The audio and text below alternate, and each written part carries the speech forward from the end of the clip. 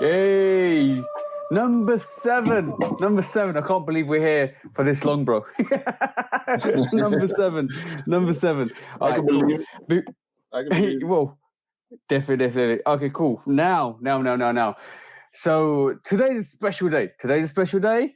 And I need you to look at the camera. Don't look at your dashboard. Look at the camera.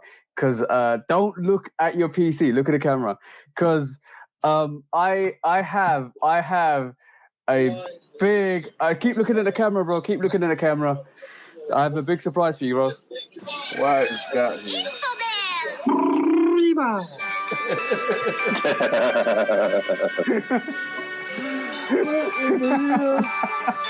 Happy birthday to you, bro. 40 years. Bruh.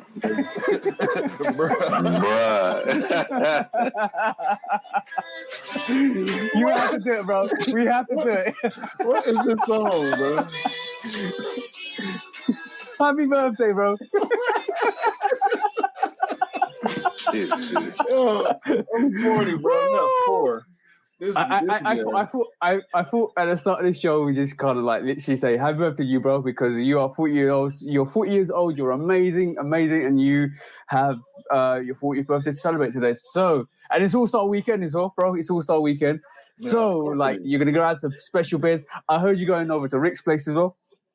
I may or may not. I haven't got confirmation from Rick on whether or not he's actually going forward with his event that he was thinking about doing. But either way, I don't know. It might be a little safer for me to not go to Rick's tonight just because of how much drinking I plan on doing. Yes, please. Yes, please. Impulse buying is a little easier when they're intoxicated. Yes, it is. I may have made some eBay purchases late at night after drinking. Just may have happened. I am the resident expert at buying while intoxicated, so yeah. Yo, bro. Buying sneakers. Let's not get it twisted. all I got to say, E, you're coming on next week, by the way. That's a bit of a little trailer or preview into next week because we're going to talk about your midnight buys next week. Midnight buys. I've gotten some really good deals after midnight on sneakers. No coupons. No coupons or codes necessary. Okay, wait a minute. So while we all here, Scott, did you get the Cardinal threes? They ain't come out here yet. Yeah, they come out on Thursday, bro. They dropped on Saturday here, yeah. Is you gonna pull out the Cardinal threes, bro?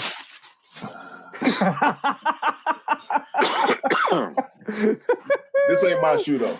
This is not my shoe. Nah, I bought it for my Buzz man. Oh, you bought it for me? Oh, that's nice. We're for a Bigfoot person.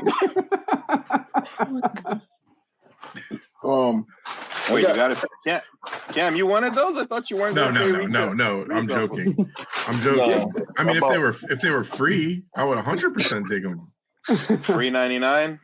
Free 99.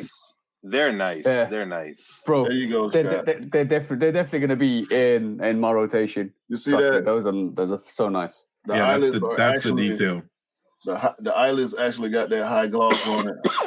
Yeah, and then I like the yellow, like the mustard yellow eyelets at the bottom. Yeah. That high gloss on that red, bro. Yeah, that's hard. That is hard. That's fire. I also got a grade school pair for I can't remember the girl's name. But how's the level look like? How's the level look like, bro? It's 311. It's good. It's actually. Hold on. Buttercup. Is it Buttercup? Yeah.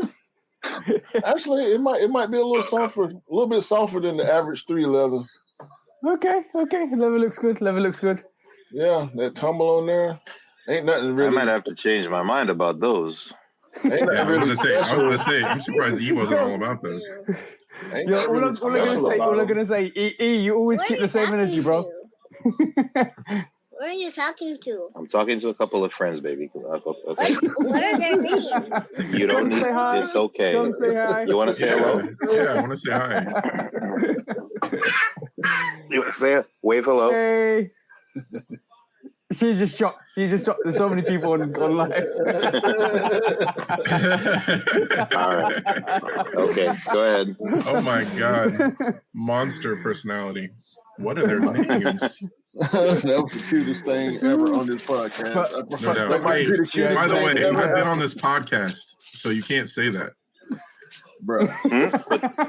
I said I have been on this podcast, so you can't say that. So he's gonna keep the same mentality of coming close to the release date, finding out the shoe's fired, and maybe slightly changing his mind. But you'll find out that next week. I've always known the shoe. I've always known the shoe is fire. It's just I don't know. Like I've got like at what point is it too many shoes? You know what I mean? So I don't know. And I'm also going see, and I'm also going after those. I'm also going after those fire red threes. So if I have to choose, I gotta go with the OG. Yeah, I do like. I really do like the Cardinals though. Yeah, so we'll see though. It's very similar. It's very similar to the fire red threes. Are you sharing your chips with them? I would definitely. So what you thinking on them threes, Scott? They're nice shoe, but I'm gonna pass. What? 3-man? If 3-man passing on them, I don't know. Yeah, but Scott will be joining us one day. We'll talk about those threes as well. So that's going to be an amazing story. No. When Scott get his guest appearance, solo guest appearance on here, it's gonna be 3 day. Like yeah, he's gonna be 3 day, bro. It's definitely gonna be 3 day. Scott got one of the dopest 3 collections for I think our timeline is kind of similar. You might be a year or two ahead of me as far as your collection, but the threes you got, every 3 I see you have is pretty special when you want to talk about threes. So yeah, exactly. But anything you want to tell Q guys before we wave him a happy birthday and then carry on with the podcast? I'll say I hope the next 40 years are as good as the next 40 years. I appreciate that, Scott. Yeah, man. Same. True. Dude, it's it's been it still is, and it's always been a pleasure to know you. You know, like you're like, there's very like, it's not often that you that you bump into people that who you haven't met in real life, but you definitely vibe with. So, So from one recently turned 40-year-old to another, happy birthday, you filthy shoe dog. And I hope the next and here's to more life, more success, more sneakers. There you go. I appreciate it. Yeah. Say happy birthday, Kim. Okay. Thank you. Okay.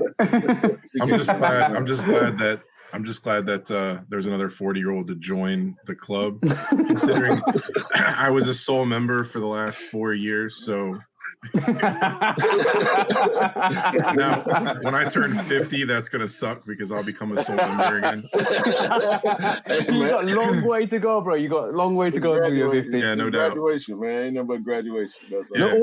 And then, he said it all. Like, total vibe. It was really cool getting to know you this year, for real. It was like, you meet people sometimes and it's like instant in a sense that it's almost like you feel like you've known them for years already. Like you just have that kind of demeanor, calmness, trust. So I definitely 100% have that with y'all, like 100%. So that's been really cool. Considering I don't get to walk down the street and talk about sneakers, like there's nobody here. So this is like my outlet, So for real. Absolutely. And now I have like a whole new level that I'm trying to reach, right? So every time I cop a pair of sneakers, my goal is to make Q turn around in his chair. And if he doesn't turn around in his chair, Oh yes. then yes, I have not done a good job. So that is yes. Matter of fact, Q. You need to do a reel. You need to do a reel of every time you've turned around in a chair after someone Can you showed imagine, you, bro? after someone showed you a shoe. You know what? The reel should be. Your reel should say, "I'm sick of it. I'm sick of it." Hey man, that's only reserved for certain occasions, man. Like I can't pull it out every time. You know what I'm saying? Let's make him turn around in his chair really quick. No, we lost Scott. I'm not. Q.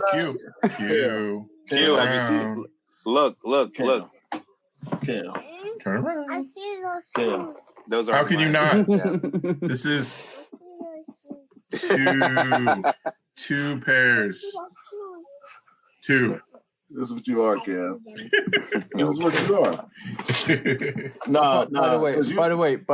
By the way, there's an additional thing to this as well that I haven't really mentioned. So because it's your birthday, one of the surprises we was going to give you, bro, is we're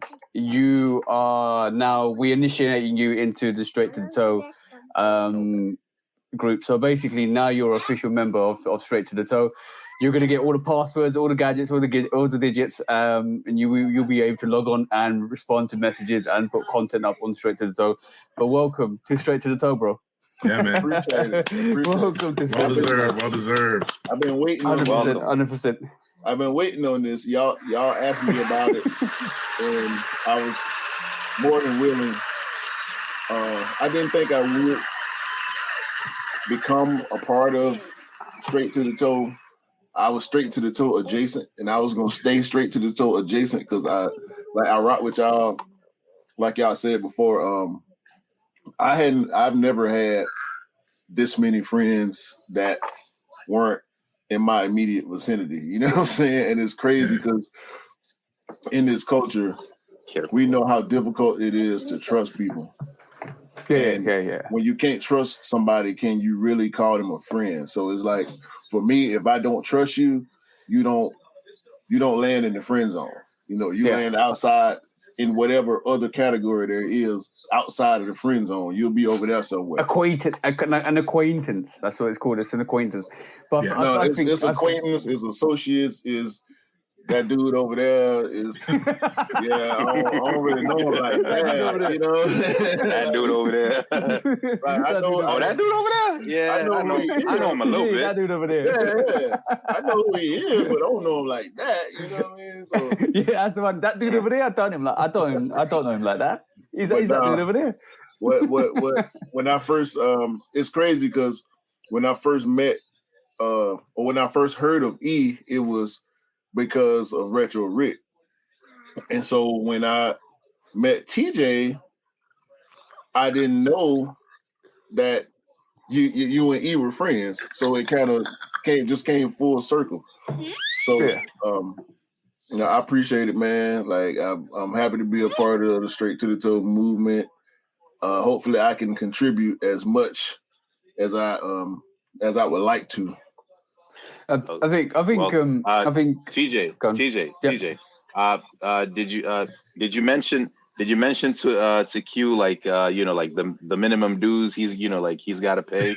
You know what I mean? So it's a two sneaker minimum per member.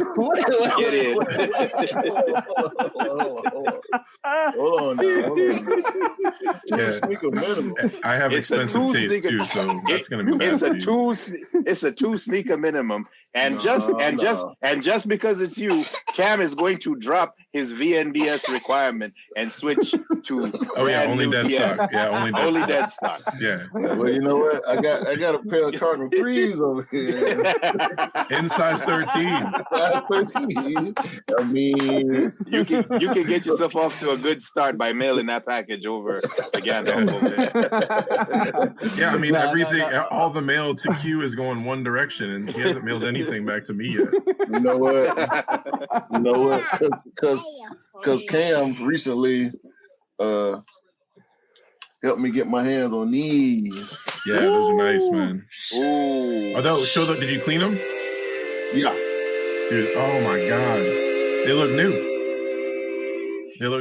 Oh, I mean, wow. there's What a was little bit the of price on that, browning. bro? What was the price on that? Well, with shipping, had I been able to make the purchase, would have been what, like 60 something? 68 with tax and shipping. Yeah. It was like 53 or something. Cam saw the shoe and I was at work. He sent me the link to the shoe. I was at work. I didn't see it. And so he waited like 15 minutes and bought it for me. I couldn't help it. The price was so low. I knew it was going. Like, I knew it was going. I got anxious. Exactly. VNDS guys, like we with Cam's, and was it episode 3 or episode 4 we got Cam on? With the green laces. I've done what? Pass that up, tissue. So as I say, that one's VNDS, dirty. you go and see the show. I think it was episode 3 or episode 4. And actually it was episode 2, wasn't it, when Cam came on? Where we broke it down and we talked about VNDS and we talked about how to cop VNDSs and what to look for. So go and check the episodes out, guys, because you can get sneakers like that. I'm going to point in that direction. Sneakers like that for $56. Yeah. That VNDS has been very, very, very good to me lately. Last year and this year. Very good to me lately. I got a little irritated with E a few days ago. Oh yeah, because he's hunting for the same shoes you're hunting for, dude. But he actually got the UNC and Chicago Jordan Low 2s for less than the price of the obsidian ones. Right. Retail. Yeah. Retail. That's two pairs. That's 2 pairs basically. Yeah. And as you can see, guys, like I can't wait for E to come on the show next week. I literally am so excited for E to come on because it's like the breakdown, bro. We're literally gonna be talking about the late night cops, the VNDS cops, the customs, everything that and bro, it's been a journey. It's like I've known you for like a year and a half now. We're coming up to a year and a half. And it's been a journey, bro. We're going on 3 now. You realize that this is year 3. This is year 3. Bro, it's been that long. Dang, and you're yesterday. Dang, and you're the youngest one out of this whole bunch, bro. Damn. You need some. Bro, all I'm saying is it's been so amazing that it only feels like I met you yesterday, bro. You might need some of this in your life. Hold on. The participants of the Shoot Dog Podcast. The participants of the Shoot Dog Podcast. Hi, Uncle Cam. Hey, my boy's saying hi. Dude, his jamas are the bomb. He says your pajamas are really nice. That is not what I said. Right. I said the bomb. The bomb. The bomb. He said your pajamas are the bomb. Thank you. You're welcome. The bomb? This is what I did not want to have to explain. Dad, what's the bomb? The bomb means something that's very nice. But to law enforcement, it means something completely different. Don't be mentioning that at the airport.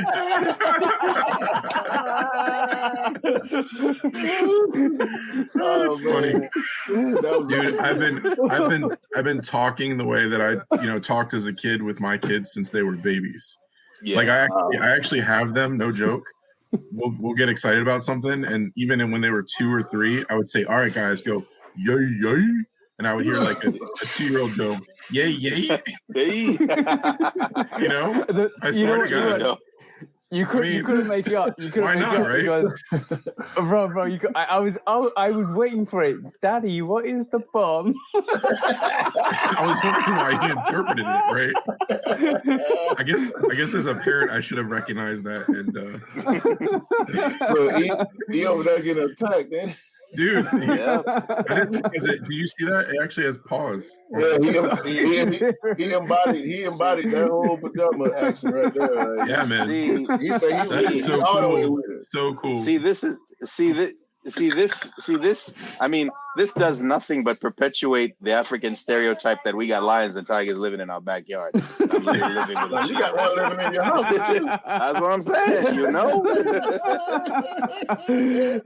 And that's wow. You got it. All right, okay. All right, kiddo. Ow. Okay. Yeah, watch those claws. Watch those claws. You can tell it's a family show. but on a real one, welcome to. The funny thing is, the more if you once you guys like with kids or whatever, the more you fight, the more they want to do whatever the hell they're doing right now. We know that, bro. And he realized he on camera. Hey, put your dinosaur hat on. What did you say? Thank you for a game request. Come here. It's a contest, Hey, look. bro. It's a versus.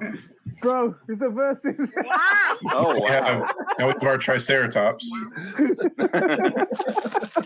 want to say hi? Say hi. Hi. Chloe, go finish your milk. I'll get your game, okay? He's waving. All right, cool. DJ's waving at you. Go finish your milk, Mama. All right, cool. All right, I love you, kiddo. Thank I'll you, love guys. you, okay? I promise. All right, guys. I'm on a roll. It's getting a bit chaotic in here. So, you, happy birthday once again. From me and mine. Happy birthday, bro. Appreciate you, man. Yeah. Happy birthday, my friend. Make sure, hey, the requirement for the rest of this podcast is to be dope. So don't mess that up, all right? It's going to be dope. It's always dope. It's got to be good, okay? You already know. Happy birthday. Appreciate you, Cam. So bro, we done had a live mauling happen. Yeah, that was great. I'm so glad we can have you on Straight to the Toe. The Straight to the Toe is a platform to help encourage people, to give information, give advice, and having you on there is amazing, because basically not only does it invite you back into the family group, it also brings like support and guidance as well. And I one day we'll hopefully get other people on, like Scott and other people, just to join. And then it just means like even when you're not there, you're still part of the support group, because I know Alex couldn't make it today because he's having some troubles in France, and obviously he's trying to settle there. He's not been doing a lot on Stretch to Toe, but he's still part of a member. He's still helping us. He's still growing and stuff like that. And we all help each other. So when we're at a point where we need the help, we all reach out to each other and we all help each other. And that's the main thing. And then that's what the whole Stretch to Toe movement is. It's about growth, helping people, helping other sneakerheads, and always keeping it real, always keeping it 100% real. And then you see other things like Cam does his VNDSs. If you're in our group, you realize, yeah, you will. If you ask Cam, he will deliver, and he will make sure he helps you out as much as possible. He's always a friendly person. Obviously myself, and then now we have you and Alex. It's amazing, and like this development is always growing. It's always going to be there. And bro, welcome, welcome. Yeah. Like I said, I'm happy to be a part of it. It's a team. Like I always been a team player. Like I never cared to compete against people, especially one-on-one. Like even with gaming, bro. When I was heavy into gaming, I always wanted to play co-op games. I never liked playing versus online or in person, or like competition to me. I'm not a good person for competition, because I'll get mad. You know what I'm saying? Like I don't like losing, which is why a lot of people, most people probably don't like losing, and it gives you a sore feeling. It sparks some anger in people, and going back to the group, like we don't do that. Like I was when Cam was talking about me turning around in my chair, that's just the way. That's my way of relating to people. Like I'm jokey. I like cracking on people sometimes, but it's all in good fun. Well, we know you're laughing. We know you're laughing behind when you turn your back. We know you're laughing. We can see your shoulders while you look. Nah, man. It's all in good fun, you know. Like the way Scott, you know, Scott always trolling and cracking jokes.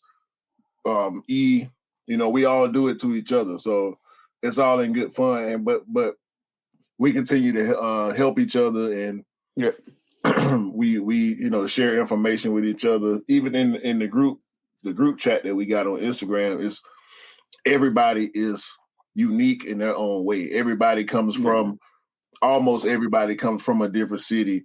We got multiple countries, and we have multiple likes and dislikes, and we're able to have conversations about stuff. So for me, that's what it's about. You know, the team aspect of it.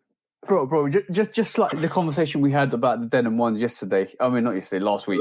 And just like the real one put out today. Sorry, bro. No. Listen, when I saw the 60-second sneaker news that you do every Sunday, y'all need to check out that sneaker news too.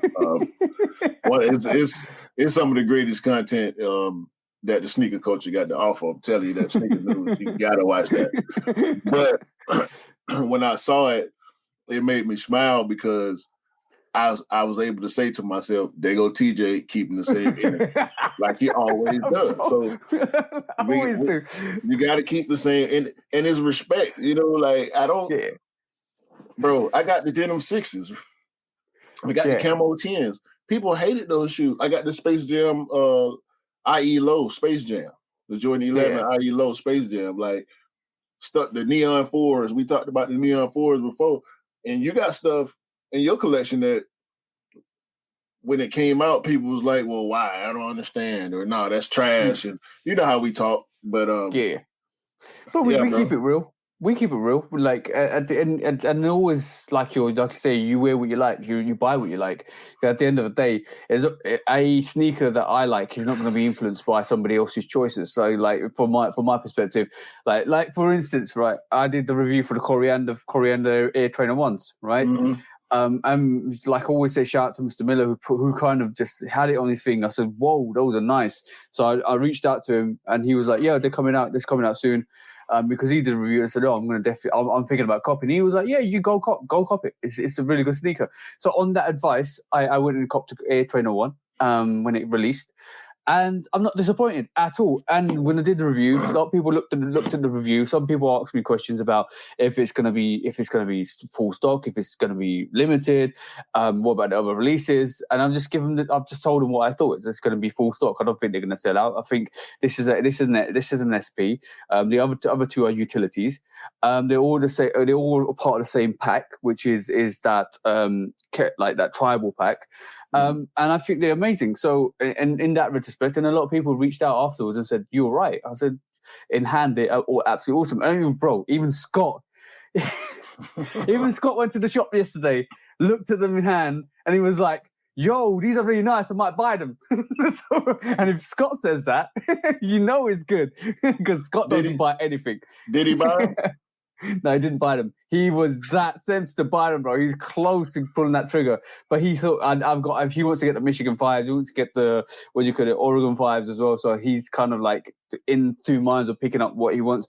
But if you can change Mr. Simpson's mind, that's a big thing. Wait a minute.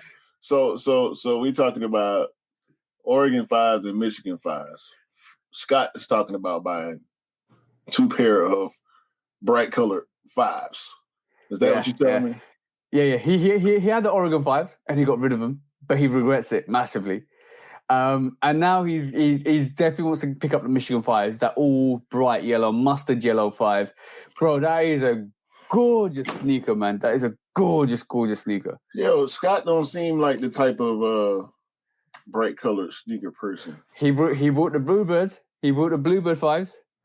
I want to see Scott what he put together with that shoe, because he seems like a very like neutral type of person. No, Scott's don't underestimate Scott. I think he's got some really, really good colorways. I don't know he likes his neutral colorways, but he does have some really. Look, bro, he came and met me and put the Guava 4s on, Union Guava 4s. and he pulled it off really well. I think the Union 4s are more neutral than they are like out I there. don't know. That Guava 4 is more of like a bright pinky. So it's more of the. It's not like the topes. It's not like the other two as well. The noirs and stuff like that. It literally is probably the most loudest of all the Union 4s. So in that retrospect, I think him to pull that off, bro. Trust me, you will see Scott in that fit, and you were like, "Whoa, that's nice." Definitely. But we've already seen one thing that you picked up. We've already seen one thing you picked up this week, bro. What else have you picked up this week? Because I know you got some bangers behind you, bro. Well, like I said, I got a grade school also of the 3s. Same thing. Was it quite easy to pick up? Not so easy. Yeah. Because I actually needed 4 pairs. I was interested in them for myself, but I'm kind of I can't say I'm glad I didn't get them, but there's a lot coming up that I want to try for. So I'm not gonna be mad about them. I know the price on them is probably going to go up before it goes down. I think. Yeah. But I might try to catch on some restocks. But I did have one other person, I think, wanted a pair that I couldn't get. So, but from that perspective, though, if you really think about it, those 3s haven't released in the UK at the moment because by the time this podcast goes up, it'll be Tuesday. So those Cardinal 3s are releasing everywhere else except for the States on Thursday, which is going to mean on the 24th of February, which is going to mean there's going to be loads of pairs and the price is going to drop than what it is at the moment. So if you're watching this on Tuesday, before the Cardinal release, don't pay that resale because there's going to be more pairs in circulations all around the world, and you probably be able to cop from all these international shipping sites like N Clothing and Sneakers and stuff and all of that. So wait for the full release. Make sure the full release happens, and then go and pick up your pairs because I personally think it's going to be a bigger stock released, and it's all full family size run. So from that perspective, there's going to be more pairs on, and there's going to be more restocks. So wait for them. Just wait for them. I was actually hearing the stock was kind of low on them for a GR. Yeah. But like you said, there are going to be more pairs available worldwide. So I know in the US, we do have access to some of those releases. Exactly, and also we have the Brotherhood ones coming out this week as well. Coming up this week, so I might try and get that. In hand. Have a look. I'm leaning towards having a look at it, see what it looks in hand, and judging it from there. But it's not a pair that I think I'm going to keep in my collection. It's an unnecessary pair. I understand the fraternity. I understand what it means. I understand the whole Brotherhood version and the alpha, the what do you call it? What do you call those schools? Fraternities. Yeah, those fraternities. So I understand that. I understand the whole meaning, but like it's a sneaker, it's a colorway that doesn't really appeal to me. Even with what the push is with it. But for me, it's like nah. I'm cool with it. Yeah, I'm cool on those. I do have one pair to try for somebody else, but other than that, I probably won't see those. I'm not interested in that one. There's a lot more stuff coming. So we still got restocks to see. We know we still gonna get Jordan reserves. There's a lot of collabs coming up, dunks coming up. So yeah, I'm gonna chill on that one.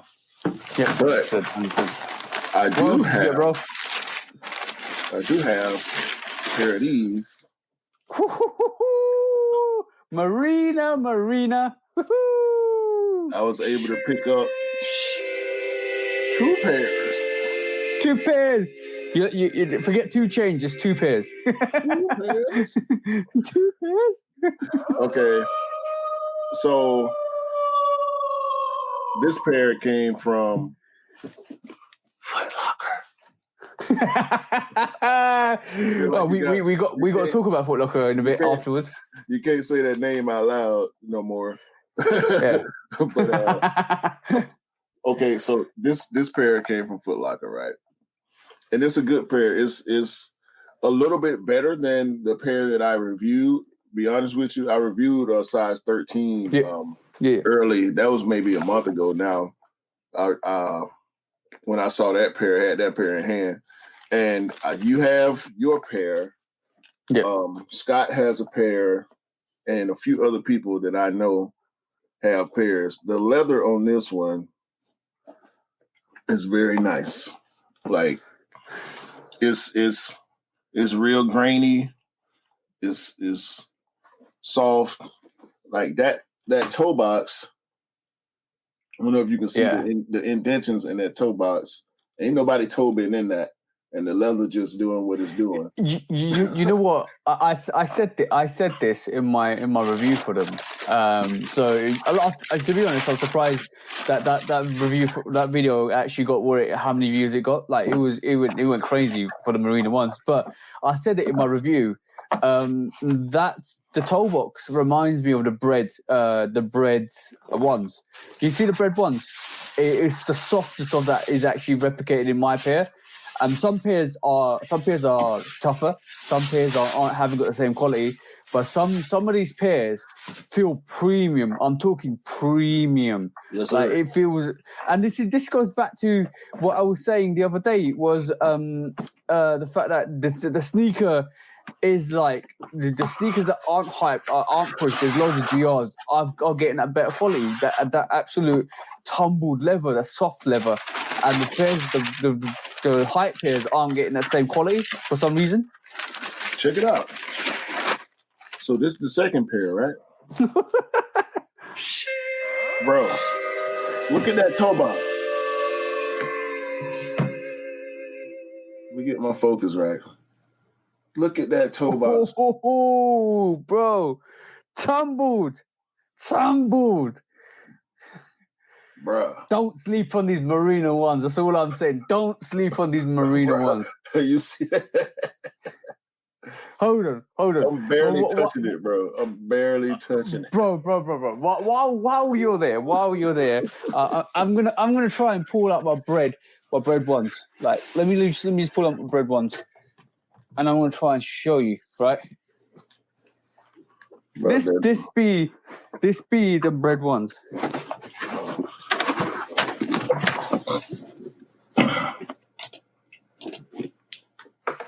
This be the bread ones, like. God, look. Pull out your toe, bro. Look, it's the same thing, bro. Oh, yeah. It's like, yo, this man. It smells like a purse. This shoe smells like a Coach purse, a Coach bag.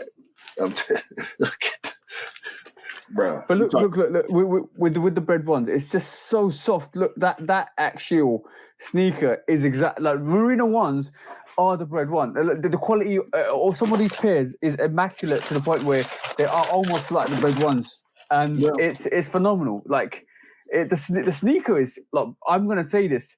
In a year's time, people regret not picking up those Marina ones, bro. I'm going to say this now. There's going to be massive regrets. Because people are talking about what they call them, poor man's fragment. Royal. Poor man's Royals. Like, exactly. Whatever, man. You might think it's a poor man colorway, but it's rich man materials. You couldn't even say it better than that, bro. I'm telling you, bro. Give me a round of applause for that, bro. It's a rich man material. And in about a year, you'll have to be a rich man to pick them up. Bro. I'm telling you. That is soft. That sneaker, bro. I'm just saying, look, that sneaker is so it reminds me of the bread colorway. Every single time I see that Marina one, it reminds me of this. The quality on this bread toe, is exactly like that Marina one. Yo, and the craftsmanships on the pairs I seen, I haven't seen a flaw yet. I'm pretty sure there's some flawed pairs out there. Yeah. There's always going to be one or two that shout out to whoever got those flawed pairs. Hopefully it ain't as bad as it could be with the type of quality we've been getting on some of these releases lately. But question is, right, one question. If you had a flawed pair of sneakers, right, what would you love the flaw to be? What would I love for it to be? Yeah. Because forget the glue stains, forget all of that stuff. Because I'm thinking of a certain situation that happened, and then the pairs were like ridiculous. Like what? You talk about what happened. You talk about what happened with them camo 3s. No, not the camo 3s. Go on. You remember what happened with the patchwork 3s, right? No, go on. Remind us. Wait a minute. So the situation while you put up the situation I'm talking about is what there was a defective pair once, right? And that tick here, right? Yeah. That tick here was upside down. So instead of pointing up, the thing was pointing down. So the tick went like this, down like that. Bro, somebody put that in a resale shop for 100,000. Yeah. And there was a pair of gold toes. That was a pair of gold toes that happened to out of the top 3. That was the sneaker that happened to. You couldn't make it up. It was like I think it was a complex sneakers, limited pair. Like the tick was upside down before even Travis Scott did it. That's where you got the inspiration from, bro. Yo, that I'll take that. Something like that, I'll take that. But most of the flaws we see ain't nothing compared to. Yeah, unfortunately, you're gonna have. I remember that. Doesn't that look like a penis at the back? That. Bro, I remember that. You reminded me. But every time you see a flaw in a sneaker and people don't understand it or the fact it's a manufacturer defect like the reverse tick, all they're gonna say is you are fake news because they're gonna call your sneakers like fake or UAs. Bro, if stuff like this can happen, and we know how UAs work, right? At this point, we know it's high quality, it's low quality, but certain sneakers you're gonna always be able to tell if they're UAs or not. So if you got a legit pair and they come with a defect like an upside down swoosh, that's a gold mine. Bro. What 100%. So I'm thinking about a Jordan 1, right? So what if I won this shoe on sneakers, right? Yep. And I won this colorway, and we know with the Gatorade pack, every shoe was monotone like this. Yeah. There's the purple, there's the blue, there's the Volt, and there's this orange. What if you ordered the orange pair and they came with a purple toe box? Oh, bro, I'm keeping that. That is fire, bro. That is fire. Or you ordered the blue pair and it came with an orange back heel. Yo, bro, you just gave Jordan Brand an amazing idea. They need to do a mixed collab. Bro, you give these brands ideas. They're going to do a mixed Gatorade collab. Bro, watch this space. 2 years' time, you're going to see that. You're an influencer, bro. Jordan Brand, you stay away from my ideas, okay? Yo, I'm not, no cap. I've literally seen Jordan Brand take ideas from people that actually pull up mock-ups and actually put them into fruition. I've seen that. I've seen a mock-up, and then two years later, I've seen the sneaker from Jordan Brand, and the mock-up ain't from Jordan Brand. They look, bro. If you don't think Jordan Brand are out here looking at people's Instagrams and customizers, then you're silly, because they are looking, they're observing, and they all come up with ideas, and they'll say, okay, I like that. It's smart, but it's that colorway, that kind of feature. Yeah, let's do that. Yeah, trust me, that happens. Obviously, because we know they're paying attention to what people are doing. Because if they weren't, these lawsuits wouldn't exist. So, from my understanding, Nike of course, every big company has a team of lawyers and people that look for stuff. They actively seek copyright infringement and trademarks and all that kind of stuff and patents. So if they trying to stop and block everything that somebody's doing, like with the Air Force One customizers. Yeah. Nike is going to come out with an Air Force One with a butterfly. It might be one butterfly. It might only be one butterfly on the shoe. A big butterfly in the back of the heel, bro. Yeah. J Balvin. Yeah. Just like they put the lightning bolt right here, it's going to be an Air Force One with a butterfly right there. Yeah, we've seen SB do it. People, put their logos on the back heel. We've seen the actual back tab become somebody's logo, like with Travis, or they got too many ideas to see what people are doing out here creatively with their shoes. I like one thing I do like about the Travis Scott ones is that logo on the back heel, that sicko mode logo in the back. That is fire, bro. I like that. I like the emboss. I like the fact it's embossed back there. I like the fact it's got that sicko mode face on. It's nice. I like it. It gives an extra vibe to that sneaker. Don't like the fragment Travis ones. I think they're horrible. Me personally, but I like the Mocha ones.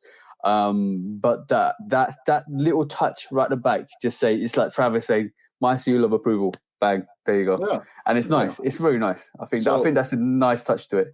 We've seen Staple, we've seen Undefeated, and a lot of other people take that placement spot. You know what I'm saying? And so now, have you seen the Crane? Right there. Have you seen the Crane Air Force Ones? Yeah. The Crane, the Turtle. I can't remember the other one. I think it was 3 of them. The placement, the brand placement, or the icon placement, or the pack emblem placement. What's the best logo? What's in your opinion right this moment in time? What is the best logo outside of the Jumpman, which don't really count if we're talking about collabs? Yeah. I'm leaning towards the Undefeated embossed stamp, but I kind of want to go with the pigeon, the staple pigeon. Oh, the pigeon is nice. The pigeon is nice. I think got 3. I like the Undefeated, the tally Undefeated. Right. That's sick. That's absolutely it's clean. It's just clean. Yeah, bro. Every time you see that, bang. I do like the bathing ape tag. The fact that camo's infused with the ape. Every time I see that patch, I'm like, where's the ape? Where's the ape? I'm always looking for it. It's so with the ski mask on. That's fire, bro. That's fire. I love that. I love that. And there's another one. Can't think of it now, but there's definitely one more that I think even with the Undefeated, like when you see those 95s, you see those Air Max 95s with that green Gucci, and it was all black, and it's got that green Gucci, bro. That was fire, bro. The white pair and the black pair especially, that was fire. Absolute craziness on that sneaker, bro. While we're talking about collabs, let me show you what I picked up, what I've been working on, because yeah. So you all know me. You know I'm very naughty, and I'm very naughtily doing these, bro. Nike, if y'all watching, do it. Do it. Wait, look. Just do it, Nike. Bro, I'm gonna say one thing. It's like if you can't get it, make it yourself. And that's to everybody. If you can't afford it, make it yourself, or get somebody to make it for you. But yeah, the only thing that's missing is a Wings logo. And bro, this is my pair.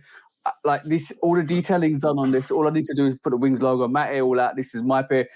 I've got another 2 pairs for the bros that I'm doing, because basically they all like ever since I did Ease, it's just spiraled on people just asking me how to do this custom, which is great, because I can actually get these these are like this is actually color match. You know, this is color match to Cam's original pairs. But this sneaker, bro, like I was talking to somebody yesterday, and it was like, how much are you selling this? He goes, well, to customize this, it's £150, and but like this actually retails for like the original pair retails for about 1,500. I was like, whoa. All you got to turn around and say to them is, "Oh shit, I forgot I missed a zero at the end of it." I was like, "No, I can't be doing that. I can't be doing that." Yeah. I might end up sending you my pair, bro, because every time I see it, it looks like you're getting better with it. Every pair you do, you get better. No, I think it's the same thing. I think it's exactly the same thing with E's pair, because E's pair was the basic. Maybe I like it the more I see it, because at first I ain't gonna lie. At first, the non-matching sole kind of bugged at me a little bit. Yeah, because it's that to that. But bro, I'm gonna tell you one thing: is the uppers are gonna always be the same. That sole is gonna wear down. That orange is gonna go like in real life. I'm looking at this from here. In real life, that there's a discoloration between the uppers and the sole, and as you can see, this is the original Shatterback Ball colorway, and there's a special mix. This is not the Angelus Shatterback Board. This is a different mix that I put together with the Shatterback Board Angelus to get that to color match it. But that's a big but. Big booty butt. So you can big booty butt there. the orange doesn't, like, if I put it like this, the orange doesn't match. See what I'm saying? That orange is more electro orange, and that's Shatterback Board. So, but when you wear this, nobody's gonna see the difference when you wear it. And secondly, when you wear it, this is going to fade away over time, because that orange you step on constantly, you step on, and that's going to wear down that orange anyway. So it's going to come back to this Shatterback Board colorway. But bro, this is the reason why I got 2 pairs of these electric orange. I got the original and I got one for myself, so I can actually do this. So this is my custom for it. I got Dells that I'm working on, which I'm going to detail today, and then Polars, which I'm working on, which I'm going to detail today as well. And then I'm going to put the Wings logos in, mat it all out, and it's done. And I can just give it to the bros, because the one thing that makes me really happy is when I can actually get the pairs, a custom pair to the bros when it's all done and they're really happy with it, and to see their faces is amazing. But the leather on these electric oranges, bro, is butter, bro. Like absolute butter, bro. Like these are like crazy, bro. Yeah. So this is why it's a good sneaker to do. It's definitely a good sneaker to do. Yeah, I still ain't touched my pair yet. They still unlaced. I ain't even thought about wearing them, to be honest with you. So I might end up sending you my pair too, because I actually I got them up on Trade Block. I think I put them on my Trade Block. So if somebody want it bad enough, they're offering the right thing, they out of here. But if I do keep them, they're probably gonna get customized. Well, even if it's not that color, that is that colorway. Maybe one variation of even the 3.0. Like I might want to try a non-garbage bag 3.0 colorway. That is sick. That would be sick with the actual sole. The orange sole, because that orange on that 3.0 is more like the electro orange than it is like the first 2 Shatterback Board colorways. So. And I've got the 3.0, so I can actually try and color match it as well, which is great. Because the thing about Shatterback Board colorway for all the variations, even the 2.0 is different to the 1.0 because the colors don't match. But the lows. Big secret, a little secret. He wants me to do another custom with electric oranges as well, so that's coming up. He's already like I'm his customizer, bro. Yeah, because he got. We're gonna talk about it. We're gonna talk about it more next week when he's actually on with us. But yeah, bro, he been going crazy with the customs, and like he mentioned earlier, I know he been hitting the VNDS market pretty hard too. Getting a lot of good pairs for low prices, man. I mean, I was legit butthurt when I saw that he had the Jordan 2 Low Chicago's, and then he pulled out the UNCs right behind it. I'm like, bro, what? You calling me to hurt my feelings? Like, what is this? Like, come on, bro, don't do me like that. bro. But like, you know what? To me, it's good. It's good to see he just go into his own style because he's gone from highs to lows. Like he loves his lows. Yeah. He's got a lot of lows, and to be honest, it's fitting because he comes from East Africa. It's like to wear highs. It's gonna be your feet will be sweating all day because it's to the weather. The weather will don't allow it. But he's got loads of beautiful lows. Like the fact. We'll talk about it next week. But the fact that you're like, I'll give you a little insight into E. He got 2 neutral grey 1 lows, and he wanted a third pair.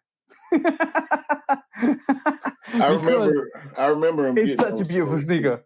Hey, I remember him getting those 2 pairs and how much he loved them. Because I got my pair. I think everybody that got a pair kind of pretty much loved that shoe because of the quality of it. Bro, that sneaker was a.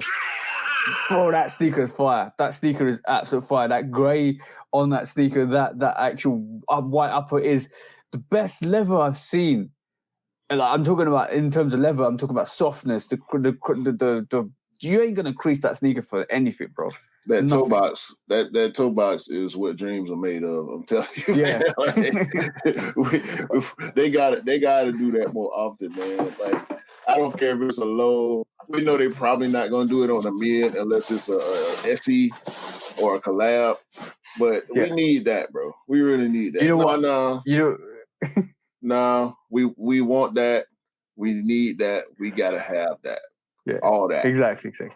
So my best pickup for this week and probably this month, right? Probably not this month until this point is what a sneaker I picked up the other day, and I'm looking at it now and I'm like, yo, these are super fire.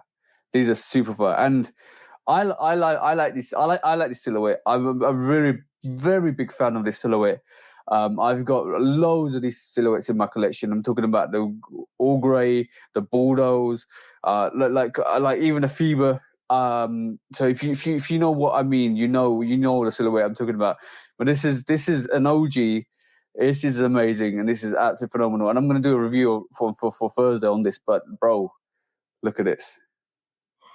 The playoff 12, though. Yeah, I saw that release. Gorgeous. I saw that release and I missed it because I was at work. I had the page pulled up and everything, bro. I was ready to pull the trigger and I missed it. Look, bro. I've got the international flights. I've got the Indigos. I've got the Royalty 12s. Bro, this is gorgeous. The leather on this, right? Look at the leather on this. It's this tough, like soft, tough, gorgeous leather. Look at that, bro. It is premium. It is phenomenal. But that I'm gonna leave for the review. Everything else I'm gonna leave for the review because, bro, this is my favorite pickup. That release, I'm smelling it. That release is gonna go crazy over here, man. Like I know in the United States, especially I know in Georgia, in Atlanta, Decatur, people love Jordan 12s, bro. Like the last 12 that I can remember actually even getting close to not selling out was the utility 12. You could find certain sizes, and then we got a lot of late shipments on that one. Yeah. And the Indigos didn't do so well initially here, because there was so many pairs. Like the market was flooded with that Indigo 12. That might have been 1 million pair of these. I ain't gonna lie. I think Jordan might have felt like that Indigo was gonna do more than it actually did. But I am starting to see more pairs on feet. But I think there's a lot of people sitting on Indigo 12s right now. Actually, my brother, King Rod, he had quite a few pairs at release. I did too, buying for other people. But I decided not to keep it at the time. Yeah. And I'm not disappointed about it, but it didn't do as well as a lot of us thought it was going to do. I thought it was going to go crazy, to be honest with you. Yeah, I thought it might have gone crazy, but with those, I realized with those Indigo 12s, you know the Indigo on that colorway is supposed to fade out. Not people know this. It's supposed to fade out to a different colorway, and then it's supposed to fade out to a lighter Indigo. It's the more you wear it, the more it kind of fades through, and it becomes a different colorway over time. It's right. It's like what they've been doing a lot lately with the skateboard shoes, with the SB shoes, with the LA, like even the Jordan SBs. They do like that inspiration went into that Indigo, but that colorway is fine. Like I love. There's one thing, low key. I love 12s. Low key, I love 11s, 12s, and 13s.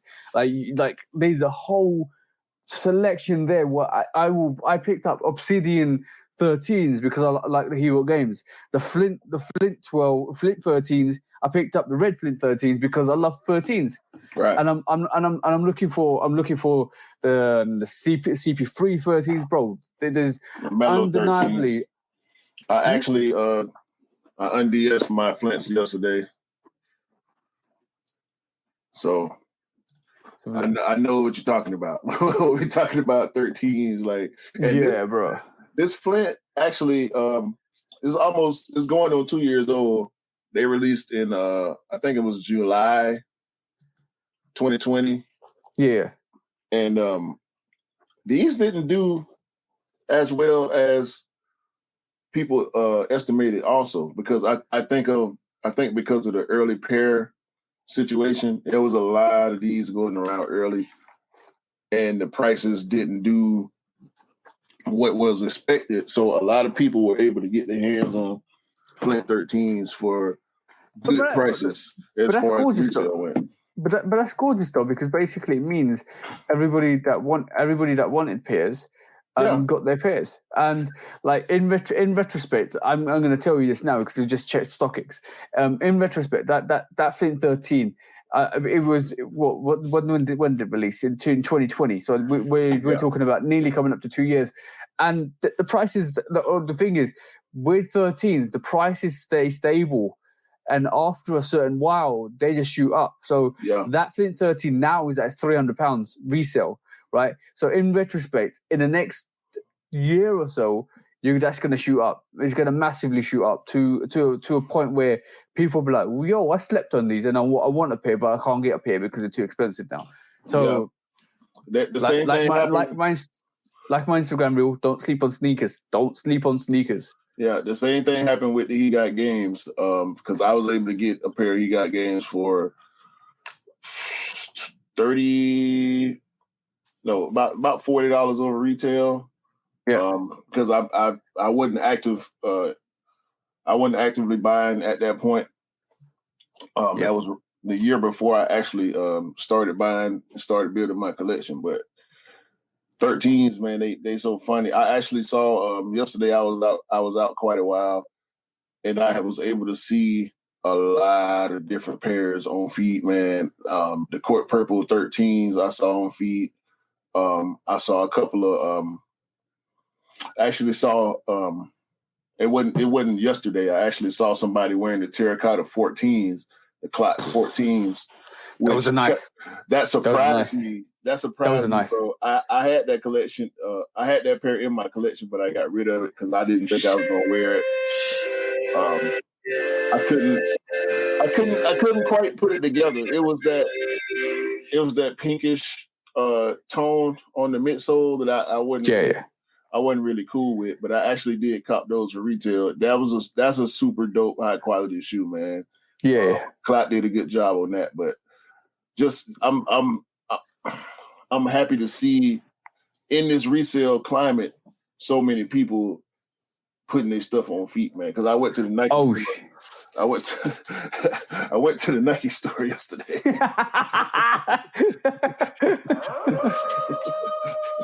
So that's a big receipt, bro. That's a big receipt. Don't worry about my receipt left. All right? Don't worry about my receipt. It's that split. Don't worry about it. Don't worry about my receipt. You keep your eyes off my receipt, right? But no, all I'm saying is like those He Got games come out in 2018, and like if you was around in 2018, you could have walked into the shop and got them. Like that was like pre Obsidians. That was pre the hype of Jordans. Like that was at a time where Jordans were getting more and more popular in the UK.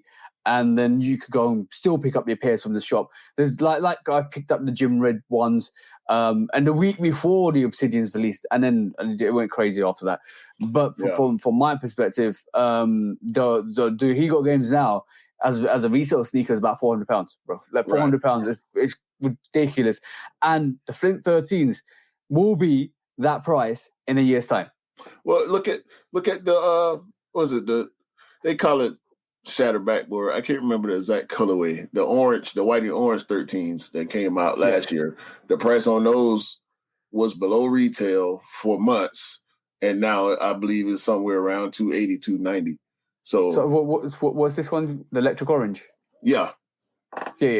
So from retrospect, the electric orange. If I just quickly check that in the background, it is going like in terms of the stock prices. I managed to get polars for like $200, £200. So basically, from my perspective, that price is going up. And then like you know what, we're gonna dedicate a show to sneaker economics. We'll educate people on our perspective of sneaker economics and sneaker stocks and sneaker resale. We will do a show dedicated to that to kind of talk through why you shouldn't sleep on sneakers, why sneakers go up, and what happens to the prices on those sneakers over time. And it is true, we can log into StockX and we can show you the graphical information of the growth of a sneaker over time. Like we're talking about sneakers that go for under retail and like 2 to 3 years, like they go for 3 or 4 times the retail price. So we'll dedicate a show to that, but it's not because we're encouraging resale. It's we're encouraging people to go and buy the sneaker when they want to buy it and not delay on sneakers, because it means you will pay the consequences in the long term for when you want to pick up these sneakers. That's really important, because we want people to pick up their sneakers for retail all the time. Yeah, all the time. I wish I was able to get this one for retail. This Oski Dunk. Yeah, I had no idea when or how it was releasing when it did, but when I finally saw this shoe, I was mad. And just for example, you see the prices steadily right. You got your highs, your peaks and valleys on the graph, but stuff like this, man, especially SBs, for whoever was able to buy this shoe for 160, 170, 180, even 200, and now look at it, 364. It's like, come on, bro. Yeah. Come on. So and I've been seeing this. This is what I've been seeing. My partner, shout out to E, not E got sold. I got another friend, E, Raquel E. He pointed this out to me, and this is from November. This story is from November. I haven't seen anybody talking about it. And I typically don't go for all white shoes, but yeah, I might need me some of this. You might need it, bro. It might be a sneaker that you might need, just slightly might need. I need me some of this, but look at that leather. The leather, bro. That leather. And the red stitching on the midsole, bruh. You know what this, like, I'm gonna show you. There's something about when Nike does this. There's something about when Nike does that. Let's see that tick. The tick is different. Yeah, it's on those dunks as well. It's got that red tick. There's some like I appreciate this. I do appreciate that. Mm-hmm. Yeah, but I do actually like this flare. Look, that brings a whole new character to the sneaker. Yeah, and they did at the marinas the same way. Yeah, nah, almost, but that is still gorgeous. Yeah. That is still that contrast. Nike contrast is still gorgeous. Yeah. So it's the little things, man. Like for people like us that are true sneakerheads, not that other people aren't as much, but it's always the details, man. Like when you look at a shoe, you get the overall colorway, silhouette, and if you like the color combinations for the most part, you call it dope and you want it. But sometimes it's the detail stuff that just take it over the top. And Nike understands that. Adidas, Puma, all the brands nowadays, I feel like are understanding the value of details for sneakerheads, especially in this media space, because on Instagram, on YouTube, on Facebook and Twitter, all these media outlets and also independent creators, that's what we all focus on, the details. And the brands are listening. At least they listening to that part. They might not listen to everything we say because we get on the rooftops and we start yelling for stuff and they just won't do it. You know, we want OG colorways and we want old style stuff. We want stuff built. Yeah. When you talk about details, let's talk about this, bro. Let's talk about this, bro. Have you seen the tongue? Look at the tongue, bro. Look up the top of the tongue. That Rui 8, right? I'm just gonna go and look at some of these official images, bro.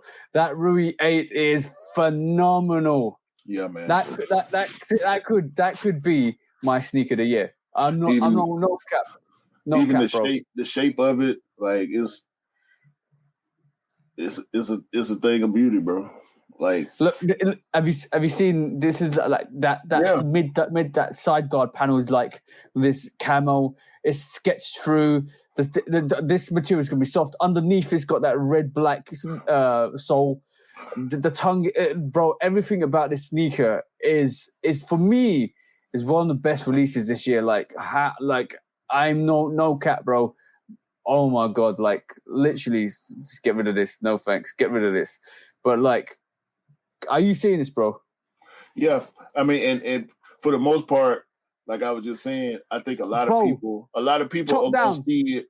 A lot of people are gonna see that as a tan Jordan 8. Nah, it's not just a tan 8, bro. No. Like that's special. Look at the top. Look at the top edge. Have you seen the insole? Yeah.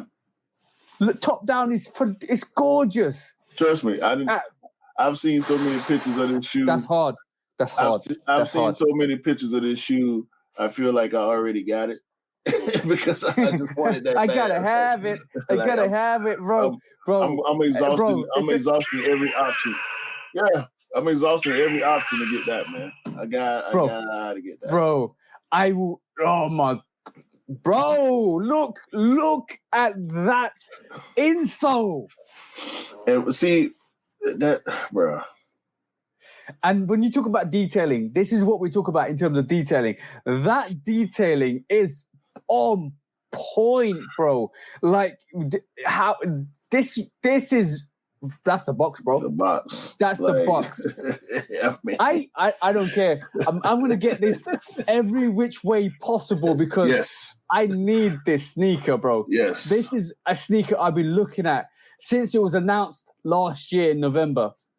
It was before that. I've been seeing this. Was it? I've been seeing it since a little bit before that. Yeah, I think you might be right. They did the update in November, but I think I caught this in September, maybe October time. But yeah, something like that.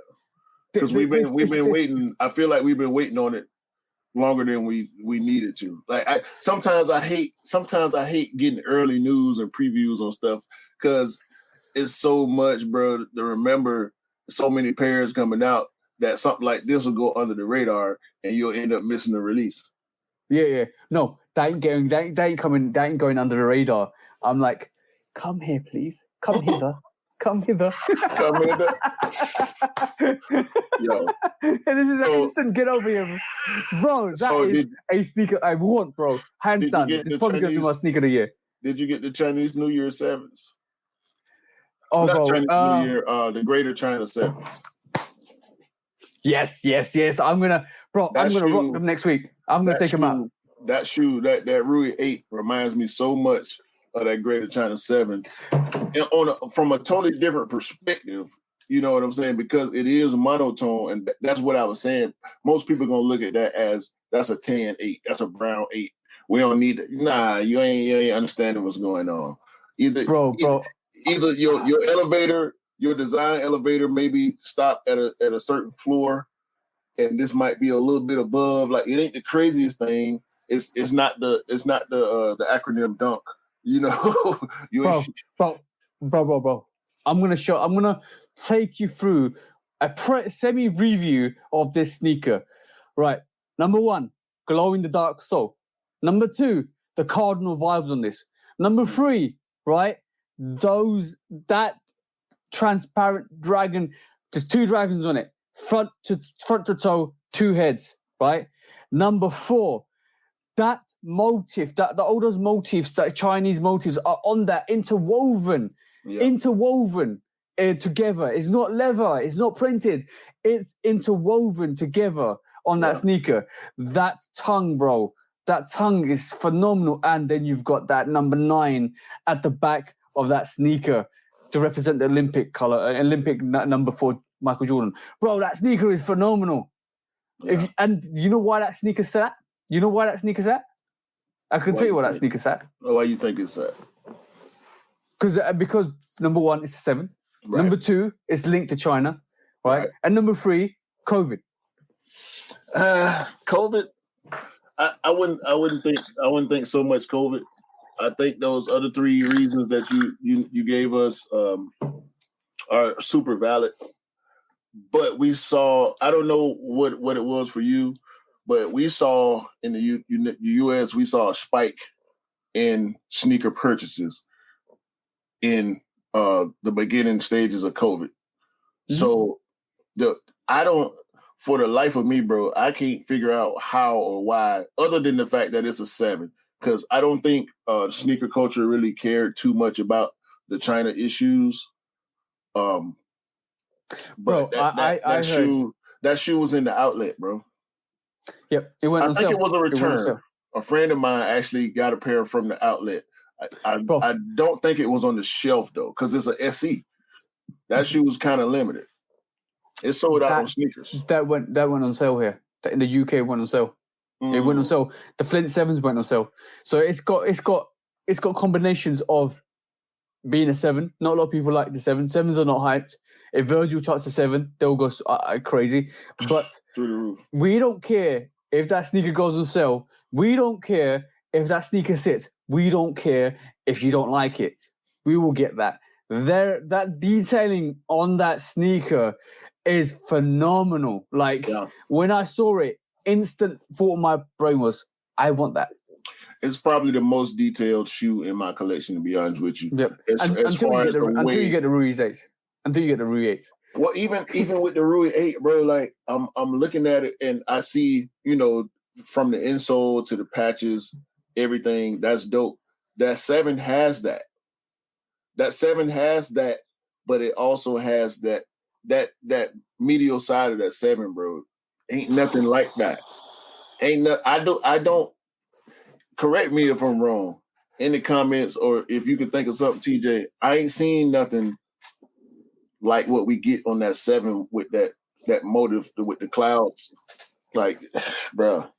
So plus the dragons, because it's 2 different materials with the same pattern. So they actually had to flip 2 different materials to be able to do that, with the black, with the white, then the glow in the dark bottom, bro. It's so many 5 details going on that shoe, man. I can't think of nothing that's doing that much. Being able to pull it off. No. So we've seen sneakers with panel removals. We've seen sneakers with we saw the cloth Air Force Ones. We repeat the whole thing about burning it and seeing the underneath of it. We've seen that. We've seen the Gundams where you got the different color changes. I'm going to be honest. The Rui 8s reminds me of a clock collaboration. You know those clock 13s, so the clay effect on that reminds me of the Rui 8s. But then there's additional detail in the insoles, the box. To be honest, nobody sees the box, but the insoles nobody sees. But the thing is, it's there, and that big H at the top, that tongue is what it's like. Remember back in the day when you melt wax and you put a stamp on the front of your letter? Yeah. That's that, bro. That's that. Yeah. For me, that's that. So in retrospect, I think that Greater China 7, you're right. It's the most detailed combo I've seen. Even with the Travis Scott 6s, you got the side pockets, you get the premium, you got that premium leather on it, or the premium suede or nubuck on it.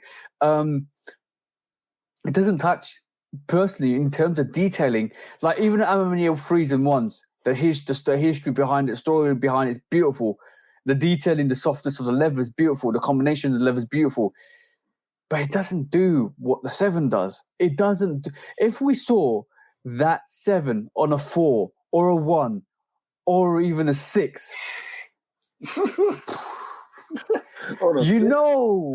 that would be crazy. On a 6, that I think on a 6, it will probably be best because the 6s and 7s are so similar, or an 8. Or an 8 because an 8 got so much going on where it could probably pull it off in a as well, but in a different way. And you can still get those great, like the Greater Chinas came out in 2020, right? And you can still get them, and they came out in September 2020. But you can still get them for just over retail, which is a testament to that sneaker because it went on sale. But also, I did see a lot. If I'm honest, I did see a lot of comments cursing that sneaker because the whole sneaker was. I think it was supposed to be. Let me just verify this because this came out around the time the Phoebus came out. The Phoebus came out in 2019. Right, that was to do with the Olympics, wasn't it? The FIBA Olympics and stuff like that. The basketball tournament and stuff like that. But the Greater China, the Greater China 7s was associated to that sneaker. They delayed it for another year, but I did see a lot of racist people out there saying, "I ain't messing with this sneaker. It's to do with Greater China, and I don't support China." And blah blah blah. And I did see that, bro. I did see that. Okay, I get that, but it's a Nike product. Like at the end of the day, it's a Nike Jordan brand product. It ain't got no Chinese flag on it. It's there's a story to that shoe outside of anything that had to do with the bullshit that was going on with China and different governments. But I do understand how some people, they might have taken such a strong stance on the China issues, and so they were just against it. So I respect that. But to me, it was just a dope shoe. To be honest with you, I didn't even think about that at that point. Like I saw a dope shoe that I wanted. I tried for it, and that was that. I got it. I got it. I got it in hand. I was like, okay, cool. I'm just gonna rock with it. And then all of a sudden, the whole conspiracy with, oh, this is a Chinese shoes. Oh, blah blah blah. This blah blah that. I was like, oh, they're seriously like, there was so much. There was so much like negativity behind that sneaker because people didn't want to associate that sneaker in China, and they didn't like it. So I can see there's all these multitudes and multi-dimensional reasons why people didn't pick up that sneaker and it went on sale, but it doesn't deny the fact that that's one of the most detailed sneakers. As a combination of sneakers, some people might say it's doing too much. I think it's doing just about right in terms of what it gives you.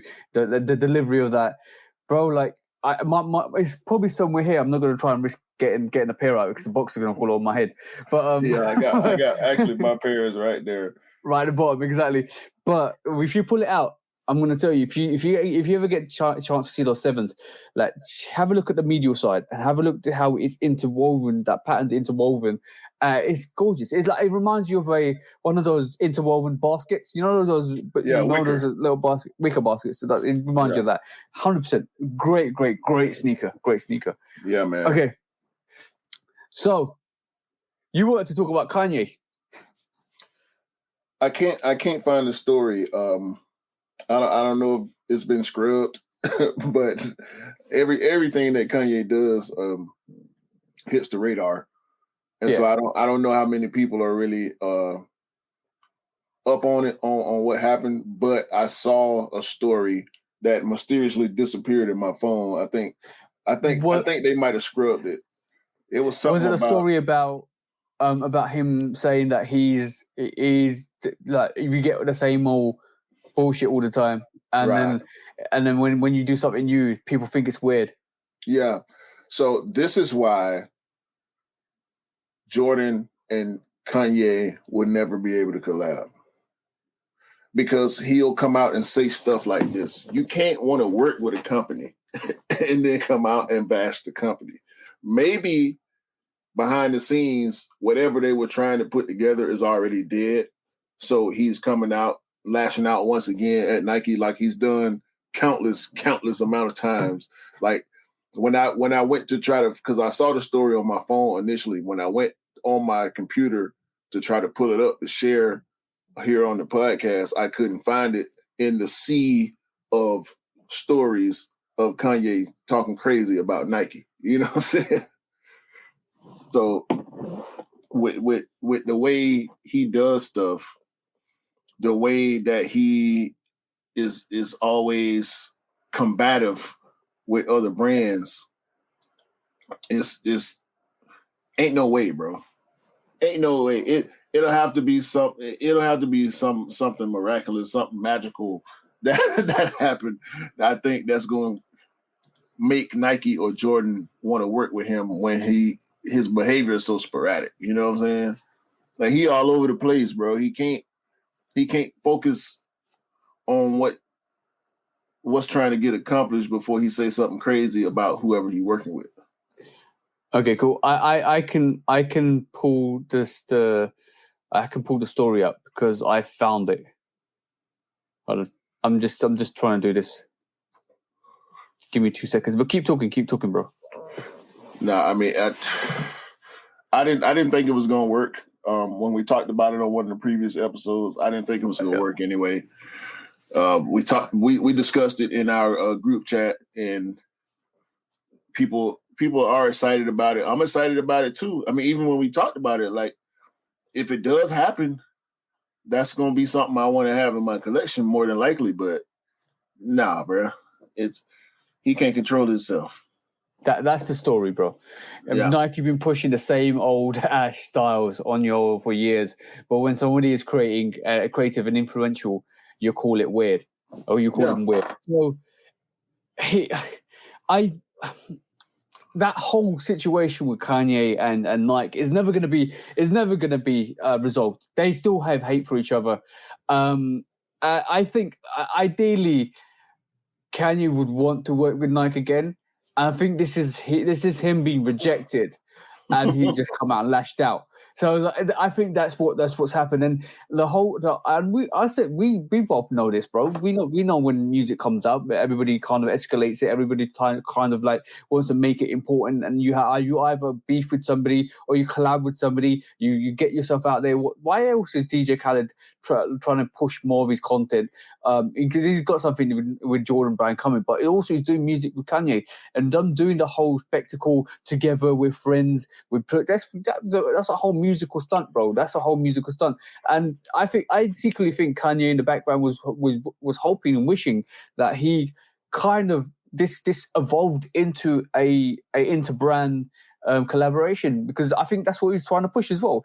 And he's not a dummy. He's not a dummy. Like, for whatever Kanye is, if you love him or hate him, he's like we said the other day, he's a mogul. He knows what he's doing. He maneuvers in ways that he knows he wants kind of results from. So in that retrospect, this is a rejection letter. He's probably had a no thank you, Kanye, we don't want to work with you, and this is what he's come back out with. And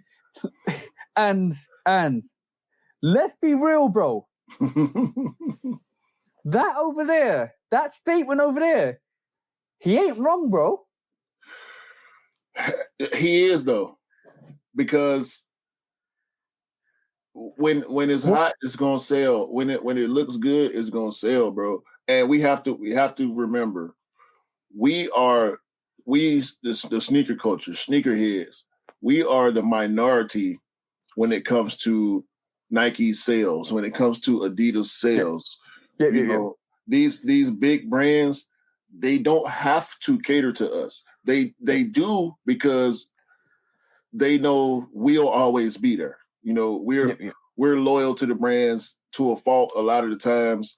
Everybody's got their favorite brands. Everybody's got their favorite silhouettes. But the average person is the one that's buying the $40, $50 shoes that nobody knows about. They the one that's going to Shoe Carnival or Rack Room or Shoe Department, the stores that aren't Foot Locker. They aren't the Nike flagship or Adidas flagship. They aren't going into Hibbett looking for the playoff 12s. They just want a shoe for themselves or one of their family members to put on and wear because they need a new pair of shoes. They don't care about having this shoe in the collection and I need those. They gonna see a Rui 8 and be like, what the hell is that?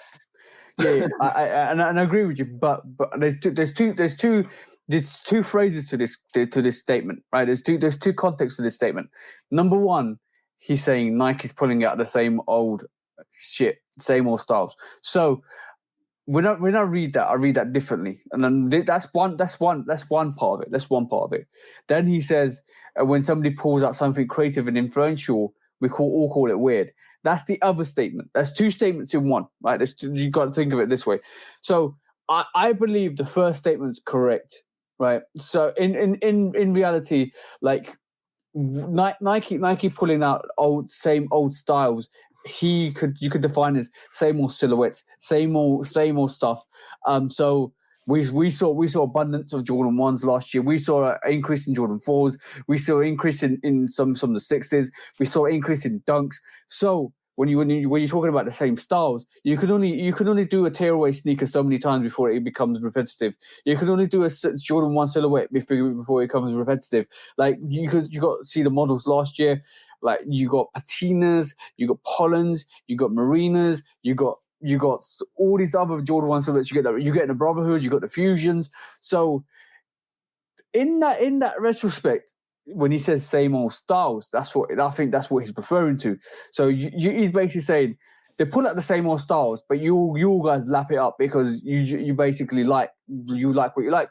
And also in the same context, he's taking a shot at Nike for who actually wears the new Jordan ranges.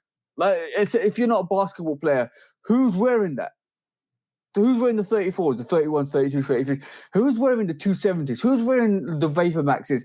Like, they had a trial. They tried to do the Vapor Maxes to have that go against the MMDs. Didn't work. Well, Vapor Maxes, there was hype for a year, died out because they oversaturated the market.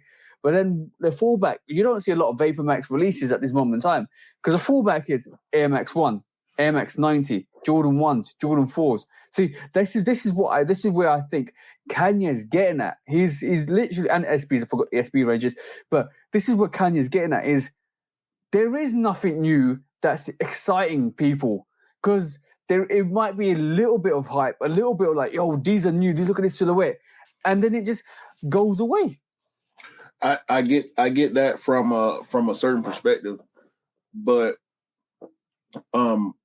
they still sell. They still sell. Agreed. The Vapor Max is the go-to comfortable shoe for a person that likes Air Max, that likes Nike. Vapor Max, and let me say this: when I can go to a store today.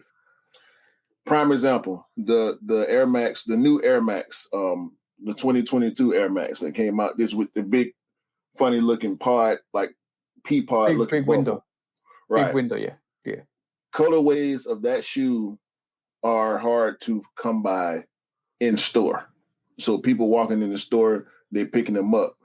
Sure, it's not being hyped, but if Nike wanted to, do you think, or do you not believe that if Nike said, let's give Clot the new Air Max and see what they can do, that shoe is going to be hyped. The same thing they did with Travis Scott with the last Air Max, the 270. That color, that silhouette had so many different colorways, and people were buying a lot. I see some of the worst colorways of that shoe being worn by people on a regular basis, bro. And these aren't sneakerhead people. That's the thing. Hype creates a push for a silhouette. Yeah, when it comes to and it reaches. So what we're saying is this is our little bubble of sneakerheads, and this is the rest of the world. And then when you have a sneaker here and you hype it within the community, you hear those reparations around the world because people pick them up, and I get that. But like we're still talking about sneakers that were made in 1987, 1990. We're talking about sneakers that were. It's the pot calling the kettle black because he keep dropping 350s. Yo, but this is the second statement. This is what I'm trying to get. This is where I'm trying to get at. Is what, from my perspective, what he's saying is, Nike try something new, it doesn't hit, then they go back. Nike try something new, doesn't hit, then they go back. Right, and this is no knock to him. That statement is kind of true, but what he's trying to say is, you're knocking me for trying something new, and you call it weird because he's Yeezy boots, he's Yeezy net runners. I know it's weird. I know it's weird. But weird ain't exclusive to Kanye though, because listen, when the was it the Mars Yard boots? Yeah. They weird. They're weird. They're definitely weird. They're definitely weird. Them acronym blazers, they weird as hell, bro. They're weird as hell.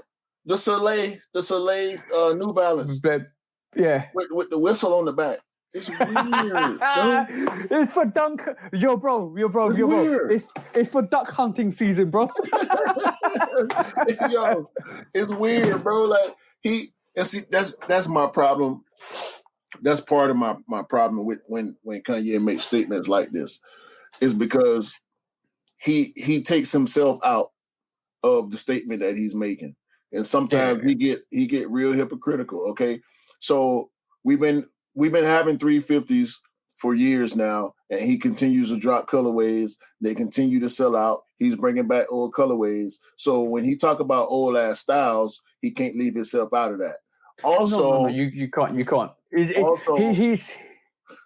Weird is not exclusive. He know the stuff that he doing is weird, but I don't think this is necessarily an attack on Nike as much as it is an attack on the community. I think this is him selling his weirdness to us in a way. You know what I'm saying? You're definitely right. You're definitely right, bro. The way he thinks is not going to allow him to just sell himself. Yeah, he gotta attack something else to sell something. Yeah. He's done that. He's done that over and over and over. Like, just do you feel it's his little plea to say, no, he dirty like my stuff. He dirty macking, bro. He dirty macking. He's telling the girl that he likes bad things about the guy that she likes. so he can have a chance to try to get her. That's exactly what Kanye is doing with Nike. And it's always Nike. He ain't never said nothing bad about none of these other brands. It's always Nike. You're right. Bro.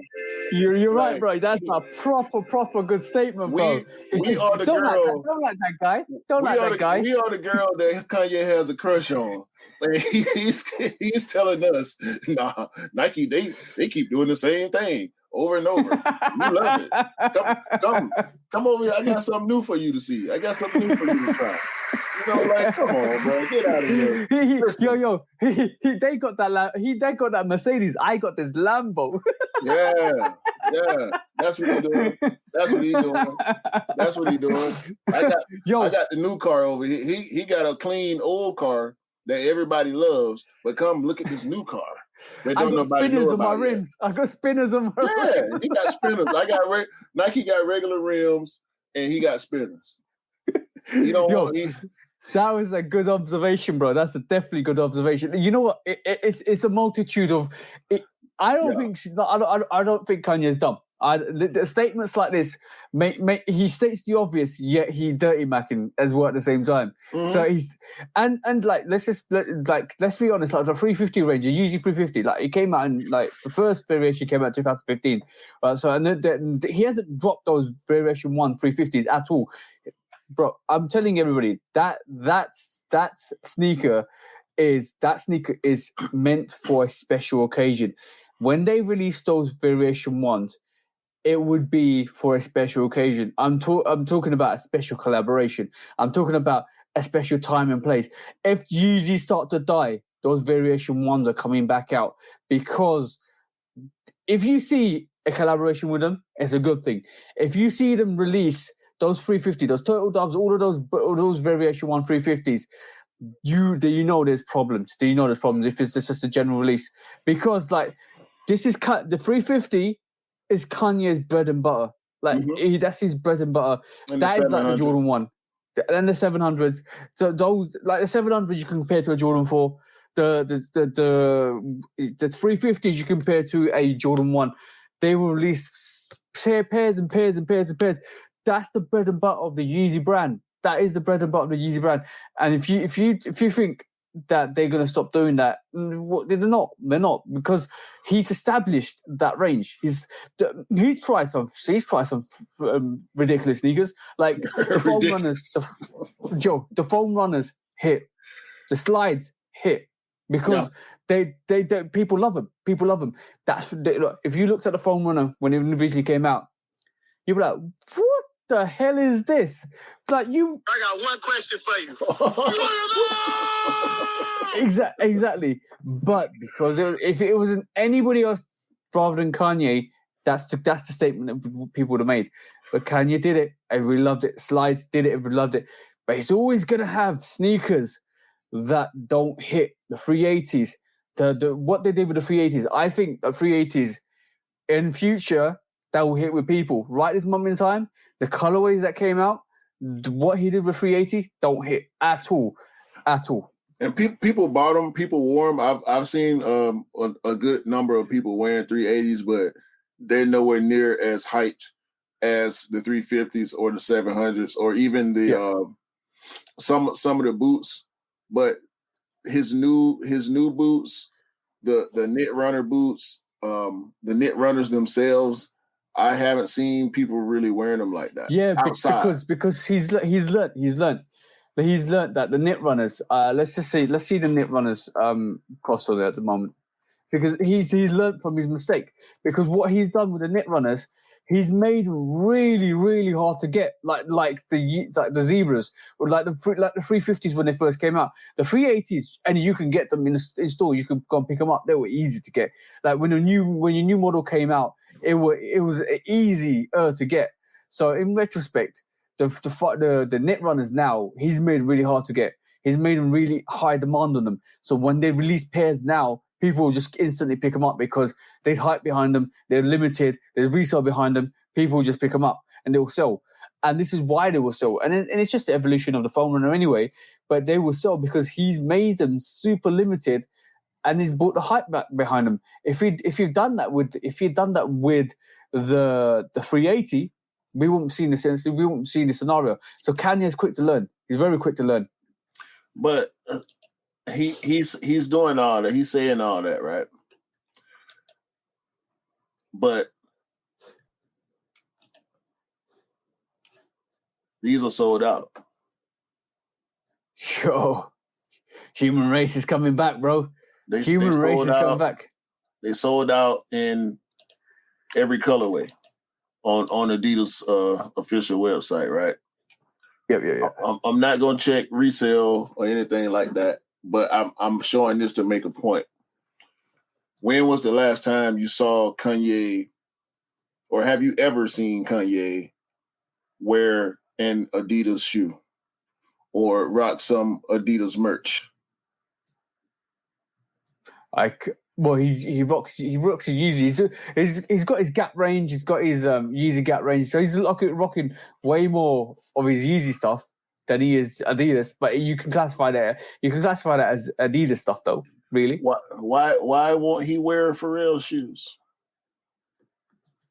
Why won't he try to help advertise Pharrell shoes? Ivy Park. Have you seen him say or do anything to try to help promote Ivy Park?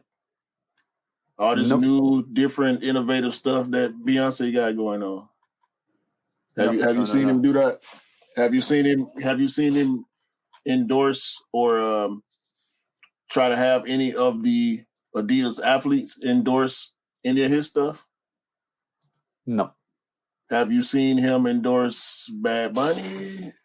No. He does his own. He does his own thing, bro. I don't believe he's Stella McCartney consortium. By the way, bro, you can still get sizes here. Yeah, over there. Yeah, over there. In the UK, you can still get sizes, but yeah, you can still get sizes if you want them. But basically, I don't see. I don't think he's a team player, bro. He's not. It's him. He's like we said, bro. Michael Jordan and Kanye, the same. They're the same personality. Bro. They're the same type of person. So, with him saying something crazy about Nike, bro, is like, what are you talking about? It's exactly the same. It's exactly the same as Jordan making a little kid take off his Adidas and scrap him, or Reeboks and scrap him, right, and make him wear barefoot while taking a picture. What's the difference, bro? What's the difference? Dog, these guys, those two guys, bro, never, man. Them two dudes will never be able to work together, man. Michael Jordan, almost 60. Lord forbid he passed earlier than we would like for him to. But that's the only way I can see Jordan Brand doing anything with Yeezy is after Michael ain't around to veto it. I still don't think that will happen, because I still think he'll sign a waiver saying you're not allowed to do anything with Adidas. He gonna put it in his wheel. Yeah, bro. Not wishing anything. I'm not wishing on anything for anything on Michael Jordan. I think I hope he lives a long, prosperous life. I hope he he invents something that he lives prosperously. But can you imagine if he put his will together? I hereby give my shares to Marcus Jordan. It's game over, bro. It's game over. We'll never be able to buy a collab Jordan again. Everything is trophy room. Everything going through trophy room. Whether it come out the front though, we don't know. So when we come we have Kanye over here. We have Kanye over here, right? You have Michael Jordan over here, right? Kanye here. Nike says Nike doesn't give him all the rights. Nike holds back his Red Octobers. He leaves Nike under bad situations. Nike dropped the Red Octobers behind his back, and then that's history. Right? That's the bad blood with Nike.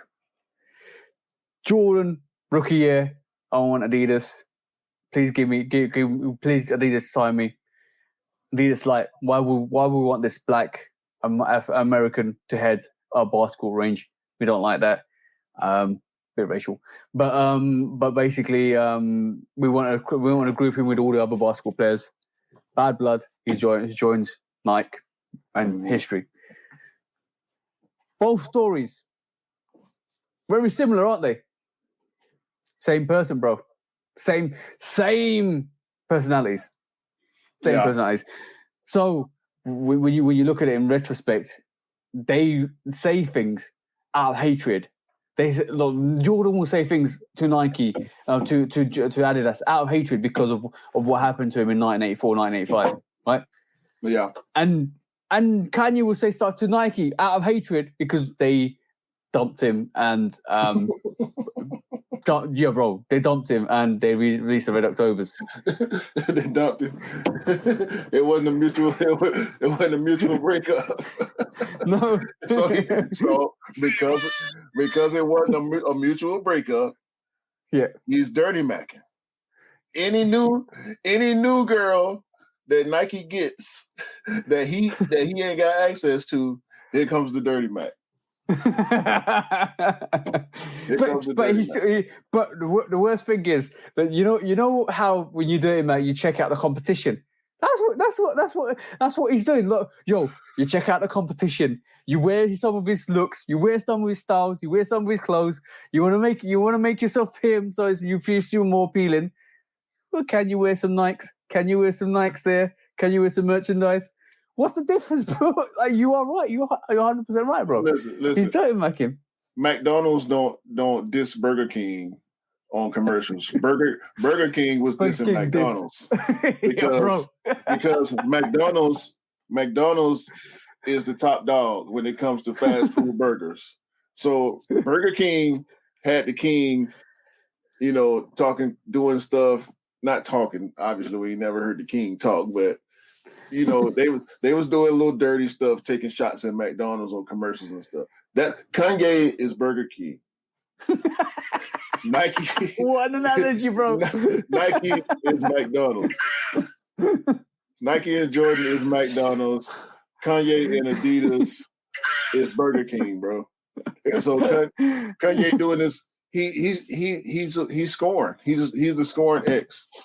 And he still ain't got over it yet, even though he said he made a song about it. He jumped over Jumpman. So why you mad?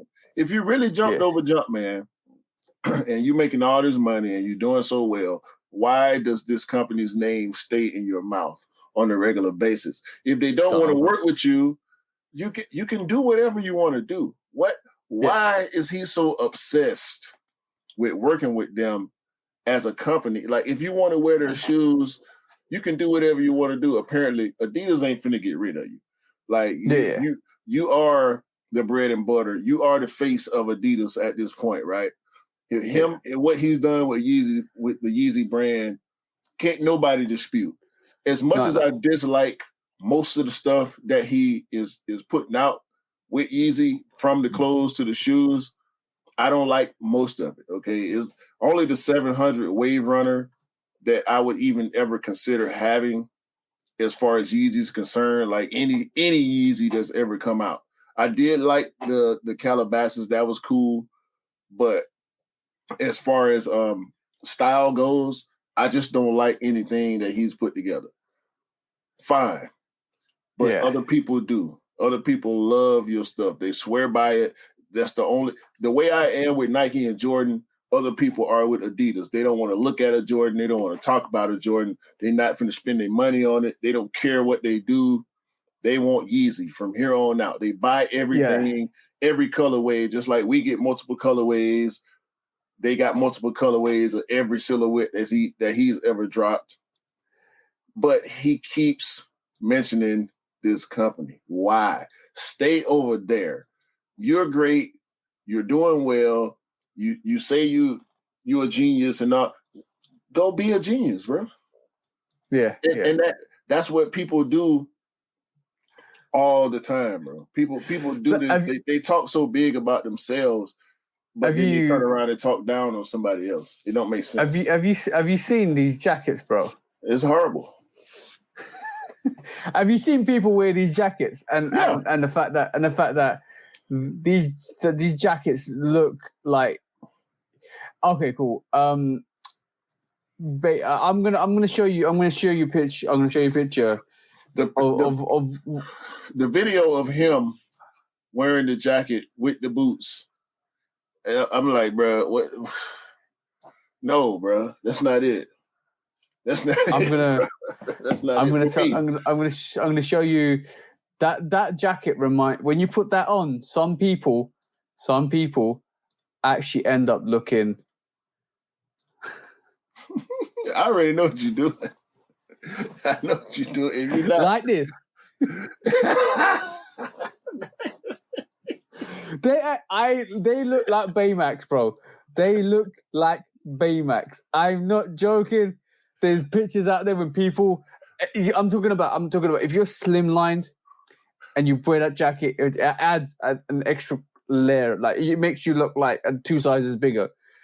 If you're a big built guy, or if you're a big bone guy, or if you're like extra large, and you get a jacket, then you get a jacket to fit, you actually look like Baymax.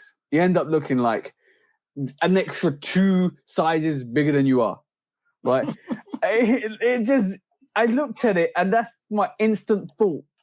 That is literally my instant thought. Was like, wow, you actually look very top heavy. That jacket, I don't know what he was trying to do with it. That Gap Yeezy jacket. This is what he was trying to do. This is what he was trying to do.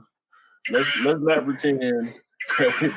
This is what he was trying to do. Okay, he was going for the whole Missy Elliott "Can't Stand the Rain" video effect. He was going for the 90s, 2000s look. That 90s bad boy shiny jacket era. I think that's what he was going for. That's what it looked like to me. Like, oh, Mace. Remember the P Diddy video of Mace with that blue jacket on when he's dancing, rocking the thing. That's what he's trying to go for. Yeah. I think. Yeah, 100%. All right, cool. Enough of Kanye, because I think people are fed up of us listening to Kanye. But let's talk about there's 2 subjects I want to quickly talk about. The one thing's going to be a bit sad at the end, but let's have a look before we move on to the last feature of this thing. Let's have a look at this situation, which is interesting. It's really interesting to me. Like, I'm going to go here and. This situation, bro. John Gieger is turning Nike sneakers lawsuit into an NTF. So recently, John Gieger, as I said in my sneaker news, John Gieger slapped Nike in the nuts because he literally produced an NFT of the GFO1, which is similar to the Air Force One, and he gave you that Nike lawsuit as an NFT. The balls on this guy, bro. The balls on this guy. I can't think of nothing crazier. Like he did that, man. He did that. I can't help but applaud him for that. Like, who does this? You know what he did? You know what he did? He literally said, "Come here, take me on. I got you. Trust me, I got you. Can you smell what John Geiger's cooking?" Can you smell what the Geiger is cooking? Shit, can you smell what the Geiger's cooking? Yeah, bro. Man, that's crazy. That's crazy. I heard that like last week, and I was like, he really doesn't care. He really doesn't care. He was like, saw the Nike lawsuit and went. I was like, yeah, I'm coming at you, Nike. he's sacrificing himself for the other independent designers that are doing these Nike-ish designs. And because he knows what it is. Like, there is no way possible he came up with that design on his own. So he knows what it is. And I believe he was seeing the same thing that we were seeing. He was seeing certain companies be able to get away with it and he got sued. So he said, "Fuck it, I do y'all one better. I'm still gonna release it, and I'm gonna give people copies of the lawsuit too." Yeah, exactly. Because I'm reading this article at this moment in time, right? It said last week a judge rejected Geiger's motion to have the lawsuit against him dismissed. Geiger then argued that the Nike couldn't have a trademark claim because the dress of the sneaker and Nike's a primal function, and it's basically saying that sneaker is so primal. There's no distinctiveness between the silhouette. Even though it's a classic silhouette, he's just saying anybody could have come up with that idea of a basic sneaker with that type of combination. So his argument was it's not distinctive enough for people not to copy it. I think it is, and because we've seen Nike do it so many times, we've seen other silhouettes from other brands be similar, but not spot on like that. Like that's spot on. The Bape is spot on. You know, what we saw the guy do with the dunks. I can't remember his name right now.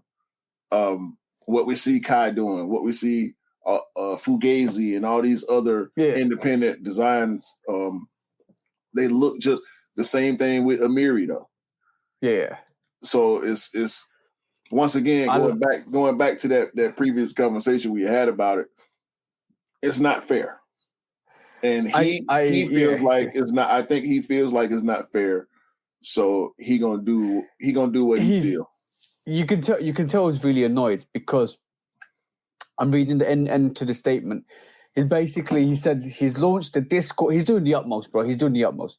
He's not afraid of provoking the sportswear giant even further. He's launched a Discord where there's updates that you're going to get given how to purchase the first NFTs, assuming that Nike don't shut him down before he gets going. So, like, in retrospect, he ain't scared, bro. He'll get that second lawsuit, and you create an NFT of the lawsuit with the GFO1. He doesn't care, bro. He's going to do it. He's going to launch it. And I think he's on a tirade to put Nike to rights, I think. Personally. Yeah, he putting his money where his mouth is. And I think he's going to have I think he'll have enough support from certain people in the community, because a lot of people we seeing over time, a lot of people have issues with Nike. It's not necessarily coming from the ground level. Like, cause like I was saying before, people are going to buy it. People are going to support Nike no matter what. It's the company we love to hate. So people going to support it. But some people have veered over into that fuck Nike lane. And so he's going to have support. Yeah, 100%. And the thing is, with this stance, like you said, he's made a sacrifice. He's sacrificing his career and his reputation for the independent person. So Nike is trying to shut down anything to do with any customizers putting down a logo or a company logo of Louis Vuitton or company logo of Burberry or company logo of like Armani or anything like that, or Dior on their sneakers from the onset, because basically they want to do it themselves. So even putting butterflies on a sneaker on an Air Force One is frowned upon from Nike, because they want to shut that down. And we know we've heard reverberations around from last year, where they were trying to limit the sales of Air Force Ones. They were trying to make sure the customizers aren't picking up all the Air Force Ones, because in retrospect, if I was Nike, I'd be loving the fact that all my Air Force Ones, black, whites, all the plain colors are going, because it's going to customizers that want to do their sneaker. But it's come to a point where they don't care anymore. They were trying to control that customization market. And that originally came from when they started doing those restorations. They've got their own company that takes your sneaker in, they restore it, they sell it back, and they kind of recycle the products. We did, because the Mars Yard sneaker was the first one that they illustrate that on. So in retrospect, for them, what Nike is trying to do is they see a market. They have many fundamental departments that look at areas where they can develop and advance. So from that perspective, they see a big market for customizers.